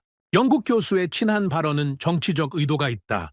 서방이 중국을 견제하려는 것이다. 그런 논조였죠. 일본에서도 비슷한 반응이 있었습니다. 한류 열풍을 과장하고 있다. 한국어의 영향력은 제한적이다. 그런 주장들이었죠. 저는 씁쓸했습니다. 저는 정치적 의도가 없었습니다. 그냥 데이터를 분석한 거였죠. 연구 결과를 공유한 것뿐이었습니다. 하지만 언어 문제는 언제나 정치화됩니다. 피할 수 없는 거였죠. 그런데 흥미로운 변화가 일어났습니다. 논쟁의 방향이 바뀌기 시작한 거였죠. 처음에는 한국어가 세계어가 될 수 있느냐가 논쟁의 주제였습니다. 가능성에 대한 논쟁이었죠. 그런데 점점 한국어가 언제 세계어가 될 것이냐로 바뀌었습니다. 왜냐가 아니라 언제냐로요. 이건 결정적인 변화였습니다. 가능성을 논쟁한다는 건 아직 인정하지 않는다는 뜻입니다. 하지만 시기를 논쟁한다는 건 이미 인정했다는 뜻이죠. 세계가 인정하기 시작한 겁니다. 한국어 확산이 현실이라는 걸, 일시적 유행이 아니라는 걸, 구조적인 변화라는 걸, 저는 이 변화를 지켜보면서 묘한 감정을 느꼈습니다. 제가 시작한 건 아니었습니다. 한국어 확산은 제가 연구하기 전부터 일어나고 있었죠. 저는 그냥 관찰하고 분석한 것뿐이었습니다. 하지만 제 발언이 촉매제가 된 건 사실이었습니다. 제네바 포럼에서의 반박, 공영방송 인터뷰, 이런 것들이 논쟁에 불을 붙였죠. 사람들이 한국어 확산에 대해 진지하게 생각하기 시작했습니다. 그리고 생각하면 할수록, 데이터를 보면 볼수록 결론은 하나로 수렴했습니다. 한국어는 이미 선택되고 있다. 더 많은 인터뷰 요청이 왔습니다. 학술 강연 초청도 늘었죠. 저는 선별적으로 수락했습니다. 모든 요청에 응할 수는 없었으니까요. 하지만 중요한 자리에는 갔습니다. 유럽언어학회 연례총회. 거기서 기조 연설을 했습니다. 청중은 수백 명의 언어학자들이었죠. 제 동료들이었습니다. 저는 연구 결과를 체계적으로 발표했습니다. 동남아시아의 데이터, 서구권의 데이터, 한글의 구조적 효율성, 디지털 시대와의 적합성, 모든 내용을 학술적으로 정리해서 발표했죠. 발표가 끝난 뒤 박수가 터졌습니다. 질문 시간이 됐습니다. 한 독일 학자가 손을 들었죠. 교수님의 분석에 동의합니다. 하지만 영어의 지위가 단기간에 흔들릴까요? 영어는 너무 깊이 뿌리 내렸습니다. 좋은 질문이었습니다. 저는 대답했죠. 영어의 지위는 당장 흔들리지 않을 겁니다. 영어는 여전히 가장 영향력 있는 언어죠. 하지만 독점은 끝나고 있습니다. 새로운 언어가 올라오고 있죠. 그게 한국어입니다. 10년 후, 20년 후를 보십시오. 지금과는 다른 언어 지도가 펼쳐질 겁니다. 다른 질문들도 이어졌습니다. 날카로운 질문도 있었고 우호적인 질문도 있었죠. 저는 최대한 정확하게 대답하려고 노력했습니다. 학회가 끝난 뒤 여러 학자들이 저에게 다가왔습니다. 흥미로운 연구입니다. 공동 연구를 제안하는 사람도 있었죠. 데이터를 공유하자는 사람도 있었습니다. 비판적인 의견을 가진 사람도 있었지만 대부분은 열린 자세였습니다. 학계가 움직이기 시작한 거였습니다. 한국어 확산은 더 이상 무시할 수 있는 주제가 아니었습니다. 진지하게 연구해야 할 현상으로 인정받기 시작했죠. 저는 호텔 방에 돌아와서 창밖을 바라봤습니다. 결정적 반전이 일어났습니다. 예전에는 한국이 설명하는 쪽이었습니다. 한국어가 왜 중요한지 한국인들이 말해야 했죠. 외국인들은 듣는 쪽이었습니다. 관심 있으면 듣고 없으면 무시했죠. 이제는 달라졌습니다. 세계가 한국어를 분석하기 시작했습니다. 한국이 설명하지 않아도 외국 학자들이 연구하고 있었습니다. 외국 언론이 보도하고 있었죠. 외국 정부가 정책을 검토하고 있었습니다. 주도권이 바뀐 거였습니다. 더 이상 한국이 세계를 설득할 필요가 없었습니다. 세계가 스스로 한국어를 발견하고 있었죠. 이건 언어 역사에서 드문 일이었습니다. 보통 언어는 강제로 퍼집니다. 제국이 식민지의 언어를 강요하죠. 영어가 그랬습니다. 스페인어가 그랬죠? 프랑스어가 그랬습니다. 하지만 한국어는 달랐습니다. 강제가 없었습니다. 한국은 어느 나라도 식민지로 만들지 않았죠. 군대를 보내지 않았습니다. 언어를 강요하지 않았습니다. 그런데도 퍼지고 있었습니다. 사람들이 스스로 선택해서요. 좋아서요. 필요해서요. 자발적 확산이었습니다. 이건 새로운 모델이었습니다. 21세기형 언어 확산이었죠. 강제 대신 매력으로, 총 대신 콘텐츠로, 식민지 대신 인터넷으로. 한국어는 그 첫 번째 사례였습니다. 저는 노트북을 열고 메모를 시작했습니다. 논쟁은 끝났습니다. 한국어 확산이 현실이냐 아니냐는 더 이상 논쟁거리가 아니었습니다. 현실이라는 게 증명됐죠. 이제는 선택의 문제입니다. 각 국가가, 각 개인이 이 현실에 어떻게 대응할 것이냐. 그게 남은 질문이었습니다. 한국어를 배울 것인가? 무시할 것인가? 받아들일 것인가? 저항할 것인가? 그건 각자의 선택이었습니다. 저는 강요할 위치에 있지 않았죠. 하지만 한 가지는 분명했습니다. 세계는 이미 선택하고 있었습니다. 베트남이 선택했습니다. 몽골이 선택했죠. 인도네시아의 찌아찌아족이 선택했습니다. 영국의 10대들이 선택했죠. 미국의 대학생들이 선택했습니다. 일본의 젊은이들까지 선택했습니다. 선택의 물결이 퍼지고 있었습니다. 그리고 그 물결은 막을 수 없었습니다. 정부가 막으려 해도 안 됐습니다. 언론이 폄하해도 안 됐죠. 사람들은 자신에게 유리한 걸 선택합니다. 더 나은 삶을 약속하는 언어를 선택하죠. 한국어는 더 나은 삶을 약속하고 있었습니다. 저는 창밖의 밤하늘을 바라봤습니다. 한국어는 더 이상 질문이 아닙니다. 답이었죠? 미래가 어떤 언어를 선택할 것인가? 그 질문에 대한 답 중 하나가 한국어였습니다. 유일한 답은 아니었습니다. 영어도 여전히 중요하죠. 중국어도 무시할 수 없습니다. 스페인어도 거대한 언어입니다. 하지만 한국어는 분명히 그 답 중 하나였습니다. 그리고 점점 더 중요한 답이 되어가고 있었습니다. 저는 노트북을 닫았습니다. 이제 한 가지만 남았습니다. 미래를 이야기하는 것. 한국어가 만들어낼 세상, 그 세상의 모습을 그려보는 것. 연구를 시작한 지 1년이 지났습니다. 제네바 포럼에서 손을 들었던 그날부터요. 그날 저는 그냥 잘못된 데이터를 지적한 것뿐이었습니다. 그게 여기까지 올 줄은 몰랐죠. 1년 동안 많은 일이 있었습니다. 수십 개의 인터뷰를 했습니다. 여러 나라에서 강연을 했죠. 논문도 발표했습니다. 한국어 확산에 대한 제 연구는 학계에서 인정받기 시작했습니다. 하지만 가장 큰 변화는 제 안에서 일어났습니다. 32년간 언어를 연구해 왔습니다. 언어의 흥망을 지켜봤죠. 라틴어가 어떻게 사라졌는지, 영어가 어떻게 패권을 잡았는지 그런 역사를 공부했습니다. 저는 항상 관찰자였습니다. 이미 일어난 일을 분석하는 사람이었죠. 과거를 연구하는 학자였습니다. 그런데 지금은 달랐습니다. 역사가 눈앞에서 만들어지고 있었습니다. 제가 살아있는 동안, 제가 지켜보는 동안 언어 질서가 바뀌고 있었죠. 이건 학자로서 엄청난 특권이었습니다. 대부분의 역사학자들은 이미 끝난 사건을 연구합니다. 로마 제국의 멸망, 산업혁명, 세계대전. 다 과거의 일이죠. 직접 목격할 수 없습니다. 하지만 저는 목격하고 있었습니다. 언어 패권의 이동을요. 새로운 세계어의 탄생을요. 역사의 전환점을요. 저는 연구실 창가에 서서 생각에 잠겼습니다. 언어의 역사를 돌아봤습니다. 라틴어가 있었습니다. 로마 제국의 언어였죠. 지중해 전역에서 쓰였습니다. 학문의 언어였고, 종교의 언어였고, 권력의 언어였습니다. 로마가 망하자 라틴어도 쇠퇴했습니다. 각 지역의 방언들이 독립했죠. 프랑스어, 스페인어, 이탈리아어, 포르투갈어, 라틴어의 자식들이 태어났습니다. 프랑스어가 올라왔습니다. 17세기부터 19세기까지 유럽의 공용어였죠. 외교의 언어였습니다. 귀족의 언어였죠. 교양의 상징이었습니다. 러시아 궁정에서도 프랑스어를 썼습니다. 프로이센 왕도 프랑스어로 편지를 썼죠. 프랑스어를 모르면 유럽 사교계에 발을 들일 수 없었습니다. 그러다 영어가 올라왔습니다. 대영 제국이 세계를 지배했죠. 해가 지지 않는 나라, 전 세계의 식민지를 가진 제국, 그 제국의 언어가 영어였습니다.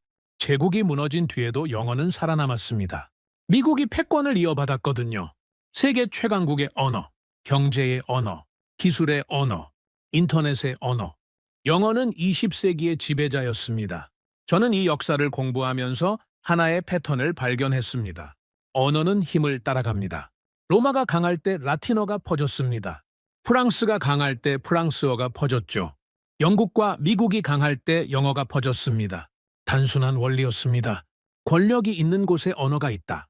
권력이 이동하면 언어도 이동한다. 하지만 이 원리로 한국어 확산을 설명할 수 있을까요? 한국은 강대국이 아닙니다. 인구 5천만의 중간 규모 국가죠. 군사적으로는 미국과 중국 사이에 끼어 있습니다. 전통적인 의미의 권력은 약합니다. 그런데 한국어가 퍼지고 있습니다. 이건 기존 패턴과 맞지 않았습니다. 저는 오래 고민했습니다. 그리고 결론에 도달했죠. 권력의 정의가 바뀐 겁니다. 과거의 권력은 군사력이었습니다. 영토를 정복하는 힘이었죠. 로마 군단, 영국 해군, 미국의 핵무기. 그런 게 권력이었습니다. 하지만 21세기의 권력은 다릅니다. 문화의 힘입니다. 사람들의 마음을 사로잡는 힘이죠. 총으로 강요하는 게 아니라 매력으로 끌어당기는 힘입니다. 이걸 학자들은 소프트 파워라고 부릅니다. 한국은 소프트 파워의 강국입니다. K-팝이 전 세계 젊은이들을 사로잡았습니다. 한국 드라마가 수십억 명의 시청자를 확보했죠. 한국 영화가 아카데미상을 받았습니다. 한국 음식이 세계적인 트렌드가 됐죠. 이게 21세기의 권력입니다. 총이 아니라 콘텐츠, 군대가 아니라 아이돌, 식민지가 아니라 팬덤. 한국어는 이 새로운 권력을 따라 퍼지고 있었습니다. 저는 미래를 상상해 봤습니다. 10년 후의 세계, 20년 후의 세계, 언어 지도가 어떻게 바뀌어 있을까요? 영어는 여전히 강할 겁니다. 그건 분명하죠. 영어의 기반은 너무 탄탄합니다. 학술, 비즈니스, 인터넷. 영어 없이는 돌아가지 않는 분야가 많죠. 하지만 독점은 끝날 겁니다. 영어만이 세계어라는 시대는 지나갈 겁니다. 다극화가 진행되겠죠. 여러 언어가 공존하는 시대가 올 겁니다. 그 중에서 한국어의 위치는 어디일까요? 저는 조심스럽게 예측해 봤습니다. 20년 후 한국어는 세계 5대 언어 안에 들 겁니다. 영어, 중국어, 스페인어, 아랍어, 그리고 한국어. 인구로 보면 말이 안 됩니다. 한국어 원어민은 8천만 명 정도니까요. 하지만 언어의 영향력은 원어민 수로만 결정되지 않습니다. 학습자 수가 중요합니다. 얼마나 많은 사람들이 그 언어를 배우느냐. 문화적 영향력이 중요하죠. 그 언어로 만들어진 콘텐츠가 얼마나 소비되느냐. 경제적 가치도 중요합니다. 그 언어를 알면 얼마나 유리해지느냐. 이 기준으로 보면 한국어는 이미 세계적인 언어입니다. 미래에는 더 그렇게 될 거죠. 저는 구체적인 장면들을 상상해 봤습니다. 공항 입국 심사대를 상상했습니다. 지금은 영어 안내문이 기본이죠. 영어, 그리고 해당 국가의 언어. 그게 전부입니다. 하지만 미래에는 한글이 추가될 겁니다. 영어, 현지어, 그리고 한글. 세 가지 언어로 안내문이 써 있겠죠. 왜냐고요? 한국인 관광객이 많아서가 아닙니다. 한글을 읽을 수 있는 외국인이 많아질 거니까요. 국제회의 자료를 상상했습니다. 지금은 영어가 기본이죠. 국제회의에서 영어 외의 언어를 쓰면 통역이 필요합니다. 하지만 미래에는 한국어 자료가 늘어날 겁니다. 한국어를 이해하는 참석자가 많아질 테니까요. 한국어로 발표하고 한국어로 토론하는 세션이 생기겠죠. 학교 교실을 상상했습니다. 지금 세계 각국의 학교에서 영어를 가르칩니다. 제1외국어죠. 미래에는 한국어가 그 자리를 일부 차지할 겁니다. 이미 베트남에서는 그렇게 됐죠. 다른 나라들도 따라올 겁니다. 세계의 아이들이 한글을 배우는 모습을 상상했습니다. GND를 따라 쓰는 아이들, 안녕하세요를 발음하는 아이들. 그 장면이 눈에 선했습니다. 저는 공용어의 조건을 생각해 봤습니다. 역사적으로 공용어가 된 언어들의 공통점이 있습니다. 첫째, 배우기 쉬워야 합니다. 너무 어려우면 퍼지지 못하죠. 둘째, 실용적 가치가 있어야 합니다. 배워서 쓸모가 있어야 하죠. 셋째, 강제성이 없어야 합니다. 강요된 언어는 저항을 받습니다. 한국어는 이 세 가지를 모두 충족합니다. 한글은 배우기 쉽습니다. 몇 시간이면 읽을 수 있죠. 세계에서 가장 효율적인 문자 체계입니다. 한국어는 실용적입니다. 경제적 가치가 있죠. 한국 기업에 취직할 수 있습니다. 한국 콘텐츠를 원어로 즐길 수 있죠. 한국어는 강요되지 않습니다. 자발적으로 퍼지고 있죠. 사람들이 좋아서 배웁니다. 이건 우연이 아닙니다. 필연이죠. 한국어가 공용어의 조건을 갖추게 된 건 한국인들의 노력 때문입니다. 경제를 발전시켰고 문화를 키웠고 세계로 나갔습니다. 그리고 600년 전 세종대왕이 한글을 만든 것도 필연이었습니다. 그 효율적인 문자가 있었기에 오늘이 가능한 거죠. 과거와 현재가 연결되어 있었습니다. 저는 결론을 내렸습니다. 이건 가능성이 아닙니다. 진행 중인 현실이죠. 한국어가 세계어가 될 수 있느냐고요. 그건 잘못된 질문입니다. 이미 되고 있으니까요. 매일 수백만 명이 한국어를 배우고 있습니다. 매일 한국어 콘텐츠가 수십억 호에 조회되고 있죠. 매일 새로운 나라에서 한국어 교육이 시작되고 있습니다. 이걸 막을 수 있을까요? 없습니다. 정부가 막으려 해도 안 됩니다. 인터넷이 있으니까요. 사람들은 유튜브에서 한국어를 배웁니다. 언론이 폄하해도 안 됩니다. 개인이 직접 경험하니까요. K-팝을 듣고 드라마를 보고 한국 음식을 먹고 낡은 권위가 뭐라 해도 안 됩니다. 젊은 세대는 스스로 판단하니까요. 그들은 거짓을 빨리 알아봅니다. 언어는 미래를 먼저 점령합니다. 역사적으로 항상 그랬습니다. 새로운 세력이 올라오면 그 세력의 언어가 먼저 퍼지죠. 로마가 지중해를 정복하기 전에 라틴어가 먼저 퍼졌습니다. 미국이 세계 패권을 잡기 전에 영어가 먼저 퍼졌죠. 언어는 총보다 빠릅니다. 군대가 도착하기 전에 언어가 먼저 갑니다. 무역상이 갖고 가고 선교사가 갖고 가고 여행자가 갖고 가죠. 언어는 돈보다 깊습니다. 경제적 영향력은 변동합니다. 오르락 내리락 하죠. 하지만 언어는 한번 뿌리 내리면 쉽게 사라지지 않습니다. 한국어는 이미 그 자리에 있습니다. 전 세계에 뿌리를 내리고 있죠. 동남아시아에서, 서유럽에서, 북미에서, 남미에서 한국어가 자라고 있습니다. 이건 막을 수 없는 흐름입니다. 우리는 그 변화를 목격하고 있습니다. 저는 창밖을 바라봤습니다. 옥스퍼드의 오래된 건물들이 보였습니다. 수백 년 된 대학, 영어 학문의 중심지. 이곳에서도 변화가 시작되고 있었습니다. 한국어 강좌가 개설됐죠. 학생들이 몰려들고 있습니다. 대기자 명단이 있을 정도입니다. 영어의 본거지에서 한국어가 올라오고 있습니다. 이게 현실입니다. 저는 노트북을 열고 마지막 메모를 시작했습니다. 나는 평생 언어가 어떻게 태어나고 어떻게 사라지는지를 연구해 왔습니다. 라틴어의 흥망을 봤습니다. 프랑스어의 쇠퇴를 봤죠. 영어의 지배를 봤습니다. 그리고 오늘 나는 또 하나의 전환점을 기록합니다. 한국어가 올라오고 있습니다. 이건 한국인의 희망사항이 아닙니다. 데이터가 말하는 사실이죠. 전 세계에서 수집된 통계가 증명하는 현실입니다. 한국어는 더 이상 한 나라의 언어가 아닙니다. 한반도에 갇힌 지역어가 아닙니다. 세계로 뻗어나가는 언어죠. 수천만 명이 배우고 수억 명이 접하는 언어입니다. 그것은 미래가 선택한 도구입니다. 디지털 시대가 요구하는 효율성, 인공지능 시대가 필요로 하는 정확성, 세계화 시대가 원하는 접근성. 한국어와 한글은 이 모든 것을 갖추고 있습니다. 이 사실을 인정하는 데 국적은 중요하지 않습니다. 저는 영국인입니다. 한국과 특별한 인연이 없었죠. 한국어를 배운 적도 없습니다. K-팝 팬도 아니었습니다. 하지만 학자로서 진실을 말해야 합니다. 데이터가 가리키는 곳을 인정해야 하죠. 다만 역사를 정직하게 바라볼 용기만 필요할 뿐입니다. 편견을 버리고 데이터를 보면 답이 나옵니다.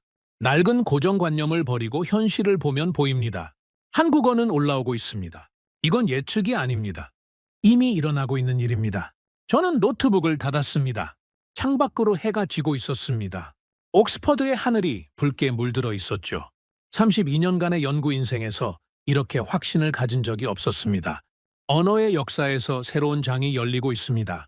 그리고 저는 그 역사의 증인입니다. 나는 한국을 좋아해서 이 이야기를 하는 게 아닙니다. 나는 평생 언어의 흥망을 연구해온 학자입니다. 그리고 지금 또 하나의 전환점을 목격하고 있습니다. 이제 받아들일 시간입니다. 오늘의 사연은 여기까지입니다. 구독과 좋아요는 영상 제작에 아주 큰 힘이 됩니다. 지금까지 감동테라스 저는 소희였습니다. 오늘도 우리 구독자님들의 가정에 따뜻한 행복이 가득하시길 진심으로 바라겠습니다. 긴 영상 끝까지 시청해주셔서 정말 감사합니다. 내일 더 좋은 이야기로 찾아뵙겠습니다. 감사합니다.